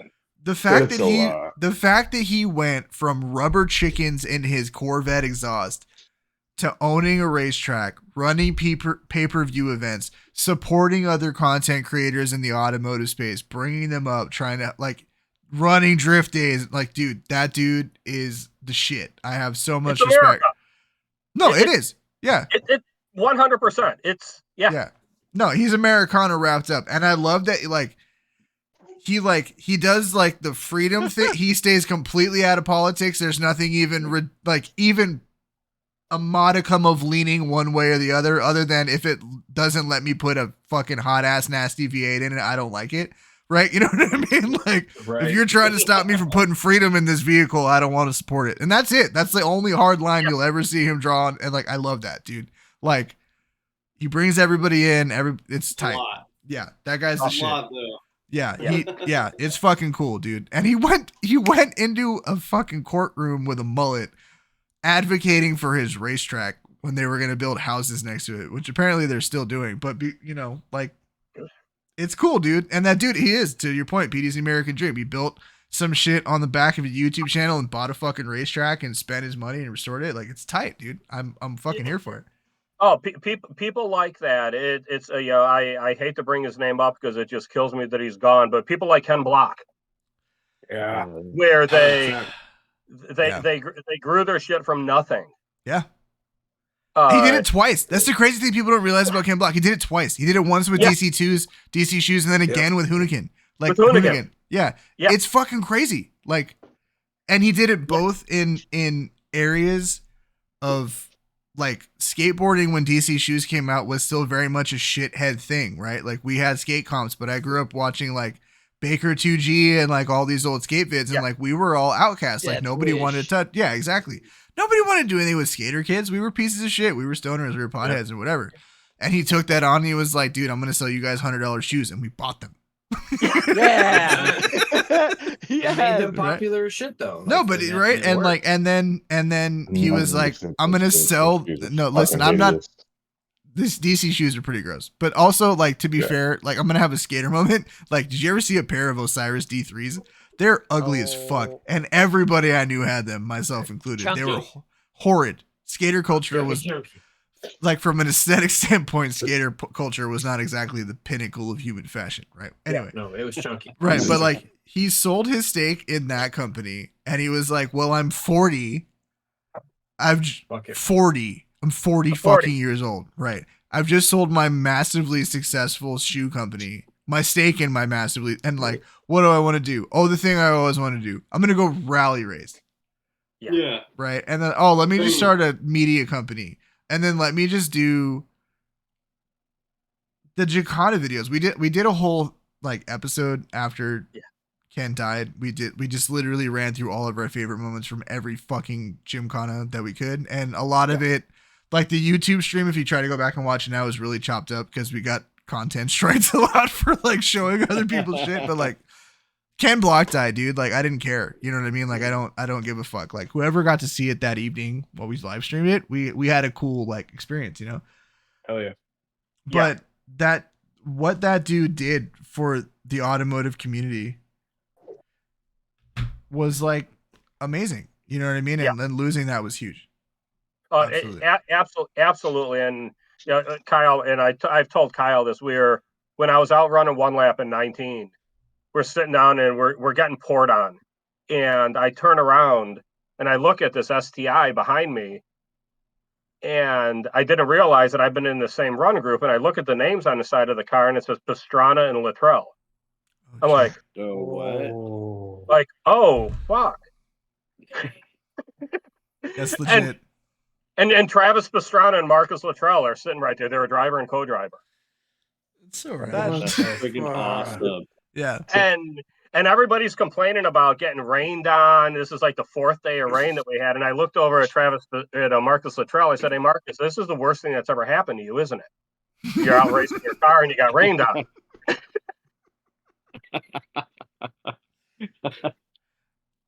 and he laughed. He's like, he says, we are getting ready to go up to run at Road America, and I had never driven the track before. Mm. So one of the guys we reached out to, and they put a post out in the local SCCA forum that's, 2 drivers need to get on a simulator because the guy's never driven Road America before. Anybody have a sim that we can hop on? We're going to be rolling through late at night. So somebody replies saying, yeah. They didn't say who they were. So they get up near Kohler, Wisconsin. They pull up to this house. Mom answers the door, and she's got some coffee and everything. And there's like a 14-year-old kid opens the door, and there's Travis Pastrana sitting right there. What the fuck? so they bring them down, and Travis and Marcus Luttrell was going to drive. So they're sitting there jamming on the kid's simulator. And I can't imagine. I'm 14 years old. I'm going to go to school the next day. Oh my so fucking cool, dude. Rally drivers are just a different breed, though. Like, they're Gonna be like the king of the schoolyard now. Yeah, for Yeah, sure. at my house last 100%. But to your point, rally drivers, they don't have a loose screw. It's gone. Yeah. So like there's all those stories about, so there's that X Games where Colin McRae rolled the STI, right? Mm-hmm. And there's stories from everybody who was around there that's, you can like, when hit rolled, as it was rolling, you can hear him put it into first gear. Yeah. Before it even hits the ground. Like he's like, I'm upside down, throw it into first, and the second the wheels are on the ground, he's out. You know what I'm saying? It's like, what the fuck is wrong with you? The co-drivers are the ones that are absolutely nuts. Real talk. No control. Yeah. No. That's some faith No right control. there, man. Oh, we're gonna roll. All right, we're gonna roll. Let's go. And they're just out barking. They're barking off the next corner. And again, they've got no control over everything that's going on. They know exactly where everything is, and they can hold their lunch down. I don't get that. I hate right seat. I hate right seat so much. I've ridden in canyons, dude. Okay, Jay, I rode right seat with Zach one time, and I was like, nope, never doing this again. Like, no, I don't even know. Instructing and doing that for newbies is like a whole nother world. Yeah, whole nother world. You're like, better man than I, dog. you have to be the ultimate cheerleader. Like if you don't pump up their confidence and keep them like stable, dude, it gets wild quick. Like real quick. I never even thought about that. Like you're like, cause like, yeah, if you let them get super anxious and stressed out, like you could die. Well, it's like the dudes that are in this group, like they're not used to another car flying up on them at 120, right? And then if a car is flying up on 120, they're like, fuck, I gotta beat this guy, I gotta get out of his way. And you're like, holy fuck, no, like, dude, you don't need to be driving this fast. Like, yeah. Give them the point by move on with your life. Yeah. Exactly. So it's all, dude, instructing has been wild, kind of like learning that whole kind of like how to deal with that newbie mentality of like either tons of, testosterone and exuberance or none of it. Like you have to like manage like both. It's interesting. I've played Grand Theft Auto, so I should know how to Exactly. No, that's a Exactly. I think that's an interesting point actually that you made, Gurny. Like, I can only imagine that there's literally like there's nobody that rolls up to be instructed to drive like that who's just like level, right? It's either they think they're the shit or they're fucking terrified, right? There's like no in between. Nothing. Yeah. I mean, like, shit. Like one of the last ones I had was a 2020 911 Turbo. Oh my god. Brand fucking new. Like, I mean, dude had like, I think he had maybe 300 miles under his belt, and he brought this back. That's a lot of car. And I'm like, dude, props to you, man. Like, this is fucking amazing that you're doing this. And like, Porsche was his dream car. Like, wanted this thing for everything. And like, you would think someone bringing that out is going to be like, I'm going to drift every corner. Dude was gun shy. Absolutely gun shy. Terrified of everything. Like, didn't want to push it. Didn't want to get close to other cars. Like, nothing. And it just took like, let's build that confidence. Let's show you like that the car will hold you. It will do more than you think you possibly can do. Like, it's far more capable than anything you can throw at it. So let's step it up. Like, let's like march it up slowly in a progression so that you're safe. But like, let's build that. And by the end of the day, dude was doing incredible stuff. Like, I mean, at least 30, 40 miles an hour faster on every corner than he was when he started. That's huge. No, that's I mean, that's I think that growing up driving old shit boxes, like new cars will make you a better driver. Like it's 100%. Different. Yeah, it's like very 100%. different. So I've had a question on my mind for Pete since we kind of started this, and it's like, you seem to like know what to do to a car for whatever given application, whether it be road race, whether it be drag race. What did you do? Like, have you always only been in automotive, or like, what did you do prior to this if you were doing something else? Please be something weird. Right. But before I left and started 529, I actually worked in the software world. A tech giant. Yeah. I used to work for Oracle. No shit. But no, I go back to one of the things I mentioned. I think it may have been before we started. Oh. Uh-oh. In Hot Rod magazine that I picked up in the library in high school for the Junkyard Dog, and I've just always loved cars. So I've always tinkered with them. I've always played with them. I've always tried just pushing the limits behind things. And I just see this a lot where there's so much stuff that comes out here in our community that I look at and say, what problem does this solve? Yeah. And there's so much stuff out there that you look at and say, I see PCV delete kits and catch cans coming out for cars that don't have PCV issues and oil blow-by issues. Yeah. And we've all seen. Hey, by the way, Alex, the stream has frozen. I know the stream went down. I got a notification. We are recording live. Like, this is still working. Like, we can have a podcast. Even it's on attempt number 7 trying to reconnect. I think it's on Twitch's side. I don't think it's on our side. Yeah. Right. Okay. So if it, just. But yeah, it's to me. Let's do something that actually solves a problem. And that's just something that's always driven me is I like fixing things. Okay. Yeah, I can get that. And I guess if I were to just sum it up, it's that is how do you fix something that's broke and don't try and copy something that's out there. It was brought up about 034. I've got my differences with some of the things that they do. But I'll say this, their spring kits for the MQB platform are solid. And it's like, you know what, you want to run them? That's what was on the TTRS that I owned when it won one lap of America. If you're looking for something like that, buy it. Yeah. It works. So I'm like, not going to go in and try and copy that. Just to put it out there. I know. I was just gonna say okay, because like Timmy, I want to ask what your beefs are, but hold up. I'm not going to go. Right, Timmy just got sponsored by 034. As of Sunday. Yeah, so like I don't want to fuck up.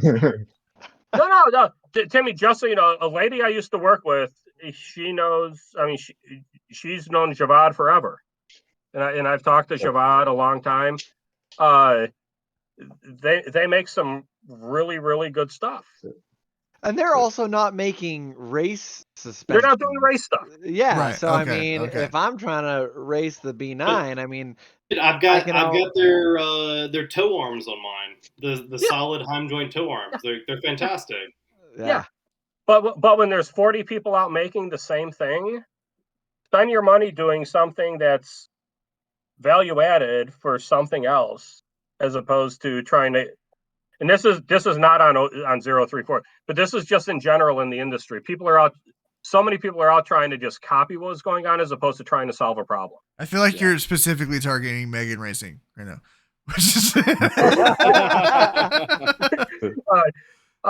But no, that's the thing that motivates me. That's why I did the drive shaft that I did. That's why I did the suspension that I did. That's why I did some of the other things that I'm doing.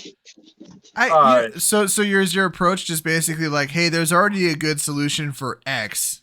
Let me go find the good solution for Y, which nobody's touching yet. Absolutely. Okay. I can respect that. Absolutely. Yeah. Absolutely. Yeah. Carve out your own lane. Yeah. No, and I think that like it's like coilovers, right? Like you can buy fucking any brand of $1,000 coilover and they're all largely the same. Yeah. Right. Yeah. So why make another $1,000 coilover? Like what's the point here? Spot on. Right. And I had this conversation with Kyle when we started because I used to run B16s on my S4. That's what I got. And they were solid. They were good. And if somebody calls me up and says, I just want to daily my car and I want something a little more compliant and I want to lower it a little bit, you don't need to spend $6,000 on a suspension. No. Buy a set of B16s and put them on your car, set them and forget them and be happy. Yeah. But if you buy a race grade suspension, guess what? You're getting a motorsport product. You're going to have to do maintenance on it. It's just like we were talking about brakes earlier. They can handle an incredible amount, but guess what? You're going to have to rebuild your calipers every year. Yeah. It's the price of admission. Break, race, repeat. That's it. Yeah. Absolutely. Absolutely. Yeah. It cracks me up that so many people want to build a race car and want it to last like a factory car. Like I've never understood that. Like you build a race car, it's going to break like a race car, and you get to do it again. I think that a lot of people say they want a race car when what they want is a 6 street car. And you can build a fast, reliable street car that will be close to OEM levels of longevity without like going crazy. But if you want a race car, to your point and everybody's point, you have fucking race car problems. Yeah. There's no way around it. So for instance, we're talking about how quick some of the really fast Dazas can be. And I try and tell people, you're going to go out and build 1,100 horsepower, 1,200 horsepower 5-cylinder. Would you go out and expect to build a 2,000 horsepower Fox body Mustang and have it last for 25,000 miles? No. Guess what? Your 1,000 horsepower Daza is, if you drive it every day and go out there and beat the tar out of it, you're probably going to have to tear it apart every year and freshen some things up. Yeah. There's like a level, right? There's with any like platform, there's always like, oh, this platform can do this like pretty reliably, right? And like with STIs, it's 400 horsepower. With like newer muscle cars, it's like 600 or 700, maybe even 8, depending on the platform, right? Like slap a blower on a new Camaro SS, it'll make 800 horsepower. You can drive it to work. It doesn't give a fuck. You know what I mean? You can put E85 on a tuner and RS3. It'll make 700 and it doesn't care. Whatever. Right. Right. But like, yeah, if you want to do big dick shit, you're going to have big dick problems. You know what I mean? You're buying special pants. You know what I mean? Absolutely. And when I hear, well, my builder didn't tell me that, I'm like, sorry for raining on your parade, but sorry. That's on you. No, I think that's on that's on the consumer, right? Like you spot on. Yeah. Like buyer beware.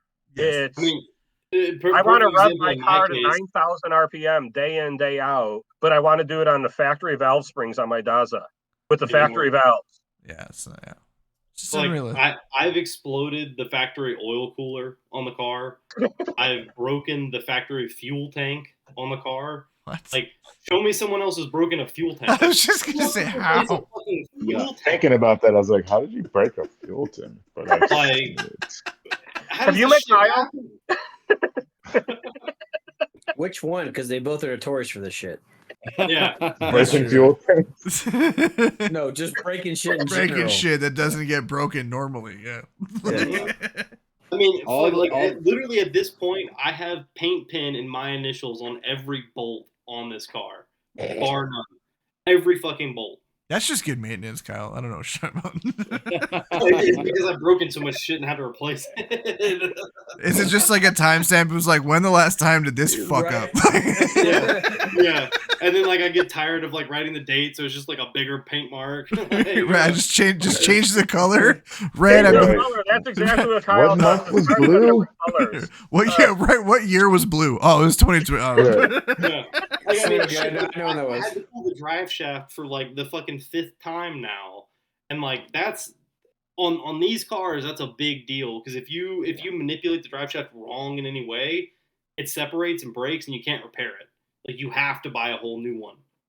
Like they suck. It's awful. But awful. like, can I ask? Because like, MQBs are not the only platform that runs a Haldex system. It's So, not the like, Haldex. Is it just their implementation? It's the drive No, shaft. what it is the center of the drive shaft. Okay. There's a CV joint in the middle, and if you overextend it when you're bending it, I know you got a bunch of people with interesting minds here, so I'm going to say you pop your balls out. You pop the balls out, and and then the balls pop out of the CV joint, and They got pills for that. I couldn't help myself.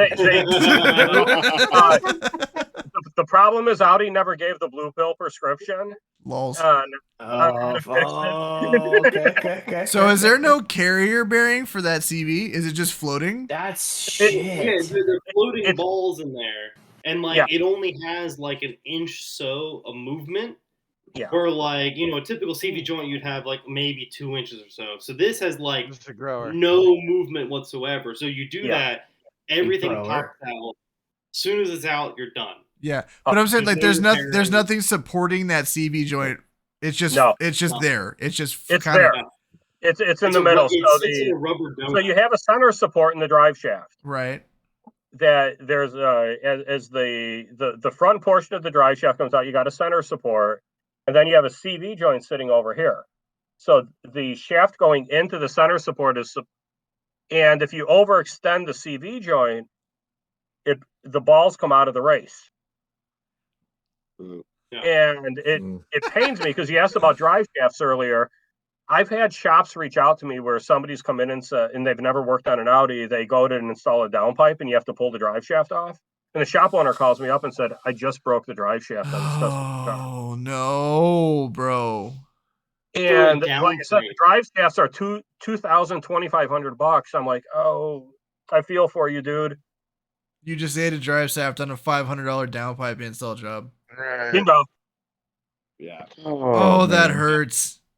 yeah. So having to pull this thing 5 times and like continuously doing this shit is just like Is it just nerve wracking as It's fuck? Like, are you just Yeah. like, yeah. am I gonna fuck? Yeah. I've invented Yeah. like my own tools and braces and shit. Like I've got a picture posted somewhere of a 2x4 that I've like taped to it so that I can pull the drive shaft out so it doesn't bend. And people are like, "This is fucking ingenious. It's not gonna bend." I'm It's like, just a "Yeah, fucking it's just a 2x4." wood," but, like, I scared the hell out of Kyle the first time when he had to remove it to do. I scared the hell out of him on purpose. Yeah. That's expensive as fuck, dog. Like, that's 2 G's? for a goddamn Golf drive shaft. Are you serious? Like, I'll fight a motherfucker in a parts department. They tell me it costs $2,500. Let me tell you like this, homie. Meet me outside. You square up. You beat me. I'll give you $2,500. How about that? Going Yeah. clear over the counter. Yeah, dude. That's No, and it's so stupid to me that when I look at it, I've got customers running 8-second quarter miles on a factory drive shaft, but they break it pulling it out. Lols? Oh my gosh. Yeah. No, I think that's kind of endemic to German cars. I think, honestly, like they're super over-engineered, they're super razor sharp, and there's always like one fucking thing we're like, fuck it, it's fine. You know what I mean? I mentioned my CL65. That was the cup holder that had like 14 movements to it. I remember those. Oh, great. Yeah. To open it would flip, fold, and open, and I couldn't put a cup in there because it wasn't big enough. Yeah. Right. So, yeah, was it in front of your controls and shifter, or was it behind your controls and shifter? On the CL, it came out of the armrest next to me. So yeah, was it front mounted? Was it rear mounted? Was it mid? So at least it's not getting into like the electronical controls of the center console. Electronical. You're right. You're right. Yeah. But it didn't matter because it spent the next 2 months in the shop because something stupid broke, and knock on wood, it had a warranty. It was the only car I've ever owned that the warranty company called me up and said, "You've exceeded black book value. You have voided your warranty policy." Damn, I feel like you and I feel like you on a car. Yeah, you and Doug Namiro need to have a warranty fight. It's like your CL65 and his old Land Rover. $35,000 in 3 years on warranty repair costs. I got you. Never heard of such a thing. No, I have you beat. I spent $20,000 in warranty in 9 months through Chevy. I blew 2 LS3s in 9 months. Oh. Yeah. But CL65 was so awesome to drive. Yeah, no, there is an era of like AMG Mercedes, like when that not the first, but like that early 6.3, which is really a 6.2 C63 came out, which was just the dumbest car, period. Like, it's this big and make it loud as fuck and give it 600 horsepower. Like, it'll be fine. Right. And like, yeah, for like a solid 10 or 12 years, like Mercedes just did not give a single fuck, like whatsoever. Like, we're going to introduce a Black Series car. What does that mean? You can't drive it or it'll kill you. Sell it. You know what I mean? Like, that was my CL. Yeah. Heated. Like one of my buddies, his parents had that car. It was the wildest thing to drive. The Black Series, the CL, the C Series, they're just put a wide body on it and carbon fiber and all this stuff. We're gonna set up the suspension? Mm-hmm. Absolutely not. Mike, 740 foot-pounds of torque at 1800 RPM. We're gonna put an open diff in a $175,000 car. He's absolutely right. It would do one winter pinners. It was so fucking funny. I brought it out to my local drag strip. I put a set of 305 Mickey Thompsons on it. Went out, started spinning, hit a good spot on the track, and I snapped the pinion in the differential. So I was just gonna say, I honestly think that that generation of car that they put open diffs in, all of them, the S classes had the same shit because they would fucking snap the diff if you put LSD in it, it would just explode. There's too much torque too low.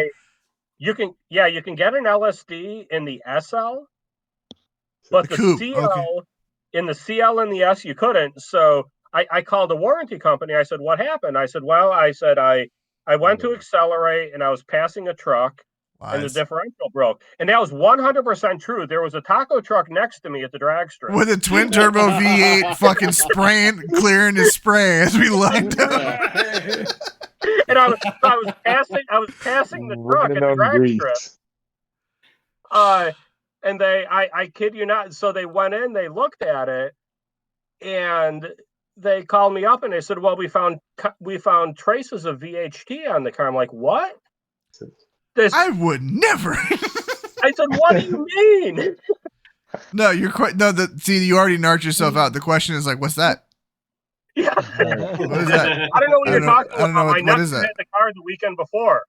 Oh, smart, sneaky boy. Pete, you're a real piece of shit. You know that? I'm here for it. You fit in well, Pete. You fit in well. Tennessee that had a CL65 in Tennessee. They're like, "We have no idea what this is." I said, "You know what? it's an expensive luxury car that's rear wheel drive. I said, why don't you just charge me like whatever you would for a differential for a CTS? And they did. Yeah, so you are a real piece of shit because those are not. Yeah. Because you just said, why don't you charge me what you would charge to put a diff in a fucking Camaro for what I'm gonna? Because it's the same car for what I'm gonna put in my $170,000 Mercedes. I'm here for it. They brought 140 of them to the country in that year. Wow. It's borderline predatory. You know what I'm saying? Did Like they you could. did they call you and tell you to go fuck yourself and go pick up your car? Because When can we edit this video? Because I run a business here. Did I not mention the fact? Like, so editing this video means that I add an intro and an outro, and I make sure it runs smooth, and I ship it. So none of this shit is getting cut out. But no, there's days that I miss that car. I mean, the smooth. If anybody's ever had a V12 car, and Jeremy Clarkson called us out, and there's been a couple of V12s are just inherently balanced. It's true. They're so smooth. Yeah. Years later, I was at the Pagani factory, and they were using that same V12 AMG in a Wyra. They sound but the Pagani ones sound so much different than the normal AMG ones. Like, I know, but it's just, I'm looking at this saying, this is the engine I had in my car. Yeah. And it's like, here it is in $1 million fucking supercar. And I had this. I'd rather the sound of the Mercedes though. Just that like raw, dude, I don't know, man. Like I don't get it. I don't get a boner for hypercars because I find them to be kind of boring, if I'm honest. It's the same like objective good tool for the job situation, right? Mm-hmm. But the way like V12 Lambo sound and the way that like Zonda sound, that like that F1 quick rev it, like that shit hits a spot because you don't hear that sound at anything. You know what I'm saying? Like, and the fact that Lambo is like, oh, we're gonna build a hybrid supercar, still has a V12, fucking whatever. You know what I mean? Like, I'm like, yes. If you guys remember in Italy, I rented an Aventador for $500 for 30 minutes. Yeah. It was worth every penny. It was worth everything. Yeah. That day started off, we went to the Ferrari Museum. We did a Pagani factory tour. I rented an Aventador. Damn. And it was a day I still pinch myself thinking about it because hell yeah. I had the Aventador at 8,500 RPM in fifth gear, and I just had to hold it there to hear that V12 behind me. Yeah, dude. Yeah. So there's the old S65 AMGs, like a 2003, 2004. They have the V8, and you could get that Weissman exhaust for them. That literally made it sound like a fucking F1 car. Yep. There's a really famous like so I don't know if you know what VIP is, Pete, but it's just a Japanese style of tuning, quote unquote, which basically just means they slam the dick out of it, put big wheels on it, camber the fuck out of it, and cruise it around, right? Whatever. Put like sunshades, curtains and cup holders. Yeah, it's like I find that offensive. Do you think that I don't know what that means because I'm old? No, I just you fuck with German shit. I don't know how much JDM shit. We're like, there's a lot of fucking big VIPs is German shit. But in Japan, that's fair though. But that's in Japan. It's like it's a very localized thing. There's a lot of Japanese car nerds in attendance, right? Right, whatever. Yeah. But yeah, there's a black S65 was on airbags and it had big ass chrome ribs and you put a Weissman exhaust and you just to cruise around fucking Tokyo like an absolute menace, like just hitting tunnels with this ridiculous exhaust on this big ass sedan. It was like $20,000 for that exhaust. Yeah, it was full long tube headers, all titanium or some fucking ridiculous shit. It was titanium in like 2003, right? Which is just astronomical. People didn't do titanium. Yeah. No, you mentioned about the sterile. I'll call it the sterilization of some of these hypercars. Yeah. If you haven't, watch the Chris Harris video when he takes the wire out. Okay. He seriously stops, and it's the only time I've seen him shaking and sweating. No. And if you watch Chris Harris videos to get him rattled, that dude's driven everything, like literally everything. Like yeah. His comment was the only way that I think I could get a bigger rush comes in a syringe and it's brown. Oh, Yeah. Damn. that's a lot. The Wyra, you can shut all the nannies off. Oh wow. Oh, that's dangerous. Okay. You can go native in that car. Yeah, because it's like 800, That's like a bad that idea. latest. That's like 800, 850 wheel horsepower, or something like that, in one of those things, right? They're pretty up there. Yeah. And it's tons of torque. It's tons of power. Rear wheel drive, like just Rear wheel drive, and the thing is a rolling work of art. They're so pretty. Oh yeah. I mean, when we were there, they were making some in and they called it naked carbon fiber, and the weave of the carbon fiber between the fender and the It just door matches. it lined up. Yeah. So Oh. it looked like they took a sheet of carbon fiber, laid it over the car, and cut it. Yeah. Speedcore does the same shit. Yeah. It would be terrible to run any wiring diagnostics on that car because all the wiring is white. Yeah. Oh. Wait, really? Yeah. So old Nissan Z problems. They have small. They're spot on. I mean, the bolts. If you could see bolts that do they clock the were in bolts? line, They clock the they bolts. would go in and actually, because they use triple square bolts. And they if all- That shit gives me a car boner, lights dog. up- I'm not even gonna lie. When people do when they do like super high dollar custom cars and they make sure all the bolts are clocked together, that shit hits so hard. I don't give a fuck. Oh, and they're all titanium good. bolts with the Pagani logo etched on them. I saw that what I thought was a display case, and it was the fastener bin for the car that they were working on. That's awesome. Crazy. That's there's like I'm not like you get what you pay for is not universally applicable.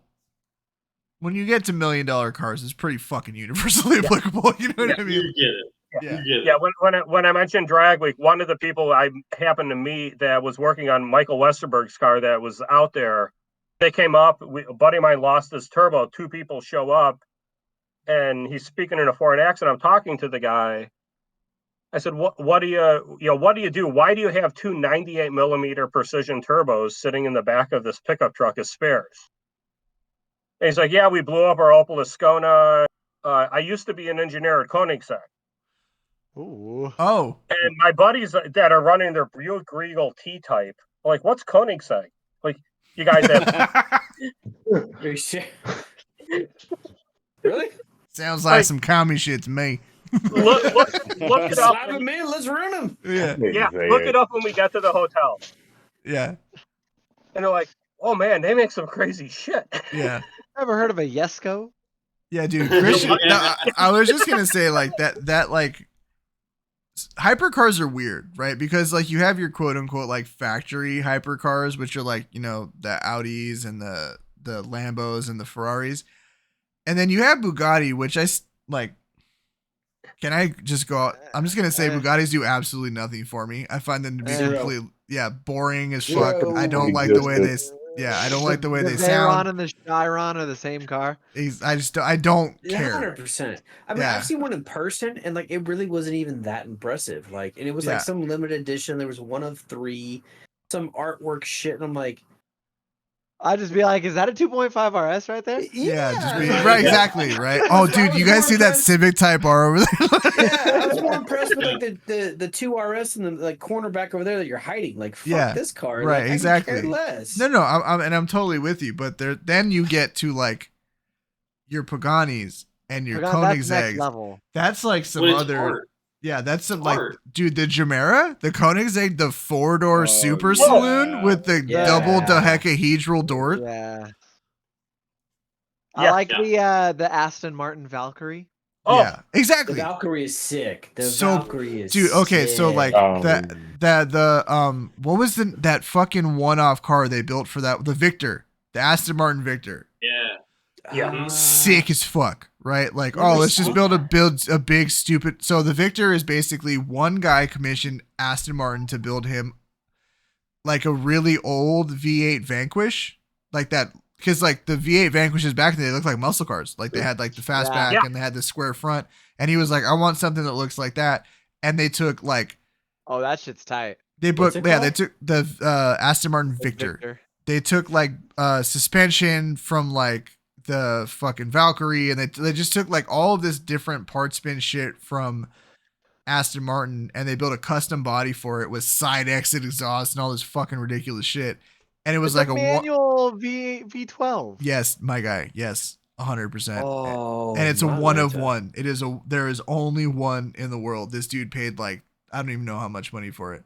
A lot. They don't care. They don't care. Yeah. That is Yeah. fucking cool, right? Like that's fucking sick. Wow. Like if you're a super fucking rich dude and you're like go to Ferrari, like maybe a dope ass muscle car. You know what I mean? It's like Yeah. You imagine yeah, Oh, just I mean shit. that's just all the money in the world. But And that's when I drove the Aventador, I told me, to me that's like strapping yourself to Thor's hammer yeah. by design. And that's the thing that I really appreciate about Lambo is they don't care about being civil. Yeah, no, they all kind of want to kill you. And that's what makes them cool. Totally. Yeah. Totally. I mean, Yeah. it was, and when you talk about these cars like the SVJ, it's like, Oh yeah. it's like we're gonna go in and make stupid dumber. Yeah. I feel the GTRS is the same way, just a little bit less power. Like it's the same feel. Yeah. Yeah, Wow. no, I agree. And the fact that people take those cars and they're like, oh, I'm going to send it to underground racing and pump 3,500 horsepower through it. Oh, yeah. Because Yeah. like, You're obviously driving it straight. yeah, but it's, but it's just like that's like we kind of had touched on a minute ago. It's like there's like the proliferation of speed and it's all just becoming kind of like homogenous. You know what I mean? Like that, Yeah. there's that top level of just being really fast where it's all just kind of same-ish. You know what I Yeah. mean? But then it's also really sick to see a Lambo pull a wheelie for like 600 feet. Oh. You know what I mean? Like, so Yeah. And this is where I got to say, I just been, this was just dumb luck to me, but sitting down there and you talk about Lambos pulling wheelies. yeah. I went out to buy some parts for my S4 and I didn't realize that I'm sitting there buying these parts from Jordan Martin, who's running, he's doing development work for AMS.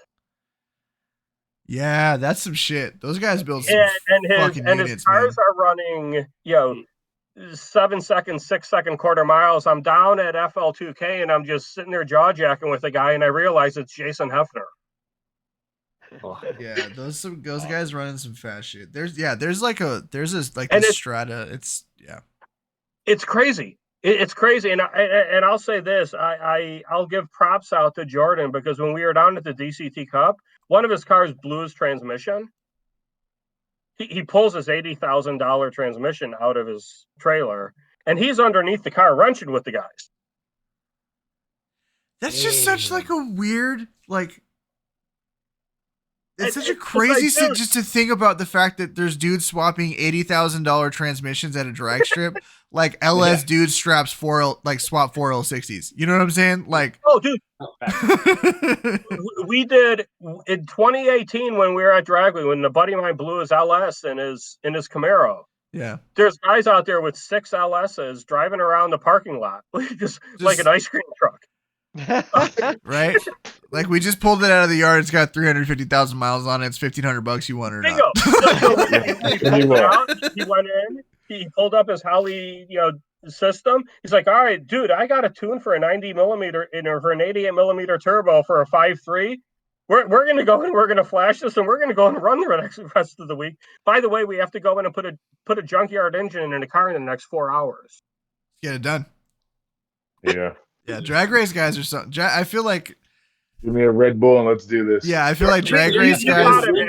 Yeah. That was exactly it. As long as the car could start before midnight, they were gonna run it. Yeah, we could run it. Yeah, and Freiberger was out there, and they got it going at about 11:55. Fucking He's out there with the flip flops. I'm sure that was OSHA approved. Those are those are his 9-second flip flops. Those are NHRA approved. Yeah, no, he's straight. He's good. But no, that I'll tell you. But those big grueling events like Drag Week and One Lap of America. I'll tell you, if anybody's out there listening to this, if you have a chance, run one of those events. It's it is painful. You're sleep deprived. You're hungry. You're eating shit for a week. I love literally.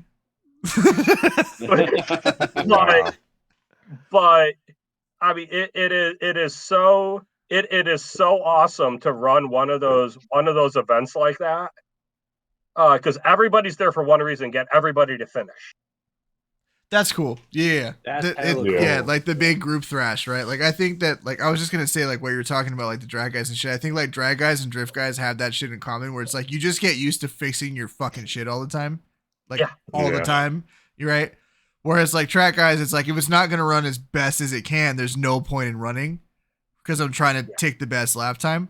Whereas track guys are like, I just need to be fast for the next 10 seconds. You know what I mean? Instant gratification. Right. If it blows up at the big end, I don't give a shit. And drift guys are like, if I can get like 3 more laps, I'm all right. Get 3 more laps. I'm just here for seat time. I'll fix this shit next week. Exactly. Right. But and I think that like that thought process is really similar, whereas like other motorsports is not. Pete, I'm going to be honest with you, man. I really appreciate you coming on. We've hit like the 2-hour mark. This is usually where we're cut it. So we're probably going to. This has been a hoot. Dude, we would love to have you back on whenever. I know you have a million more stories that we haven't even touched on. Oh, God, yes. Yeah. And I appreciate you coming on. Gurny, I appreciate you bringing Pete on. This was a great idea. I love everything you guys are doing. You guys have great stories to tell, I think. The shit you're doing is cool. Obviously, you know, you're making fast shit faster. So like, I'm always here for it. We're going to call that a show. We do have kind of an announcement, or Kyle does really. This is Kyle's last episode. Well, not Gurny, but, the other ginger with a podcast. He's moving on down the roads. He's got, listen, this is a lot of work, right? And it's just a thing. And it's, if you're looking to do other things, I've always been big on like, we're here to have fun. We're here to talk about cars, but it's a commitment, man. And if you want to do something else, like we're here for it, So is there anything that you would like to leave all dozens of fans with before you take off? Try not to get emotional. No, I just really, the community's awesome. I'm not going to be, completely separated from everything. My days are looking, I'm working 12, 13-hour days between, everything and my main job. But I mean, the car community is still in my heart. It's just a lot to, juggle the podcast and everything. So heavy heart. I am stepping down. Hopefully maybe Pete or Kyle will jump in. I mean, way to like, last episode with these two guys, I mean, knowledge base is incredible. Kyle, the things you're doing makes me really want to try and find some time to get my butt out to the track, just to see what the GTI does. But I mean, that's, hopefully I'll make some time in the future, do some guest appearances and see how everybody's doing. But yeah, listen, you're always welcome here, man. Whenever the fuck you finally get that goddamn all-wheel drive swap done, we'll get your bitch ass back on here. Maybe Kyle and Pete can help me out with that. Yeah, the last random fact. Real beardless.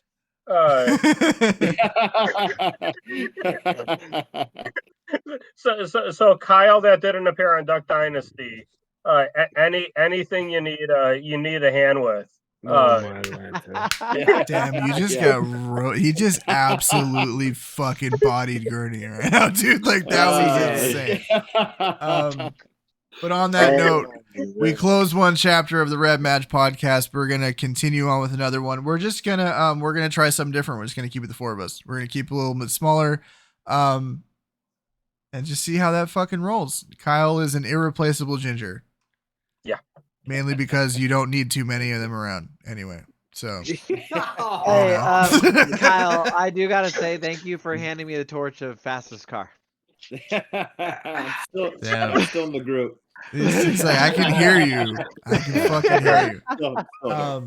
It'll be a crew show or a squad show in the next 2 weeks. It's just gonna be the 4 of us sitting around bullshit talking cars, which you guys have all known and love. Please like and subscribe. Please check out Black Cat Racing. Please check out 529 529 Innovations. Sorry. If you have a Daza car and would like it to turn corners better, Pete is the dude that you want to. And apparently, if you want it to hook better in a straight line, because you literally do everything from what I've garnered over the last 2 hours. If you have a Daza and you want it to be fast, hit up 529 Innovations. Nice. RevMatchPodcast.com for all your merch. We will be back in a couple of weeks. We appreciate you guys just hanging out, and we'll catch you next time. Peace out.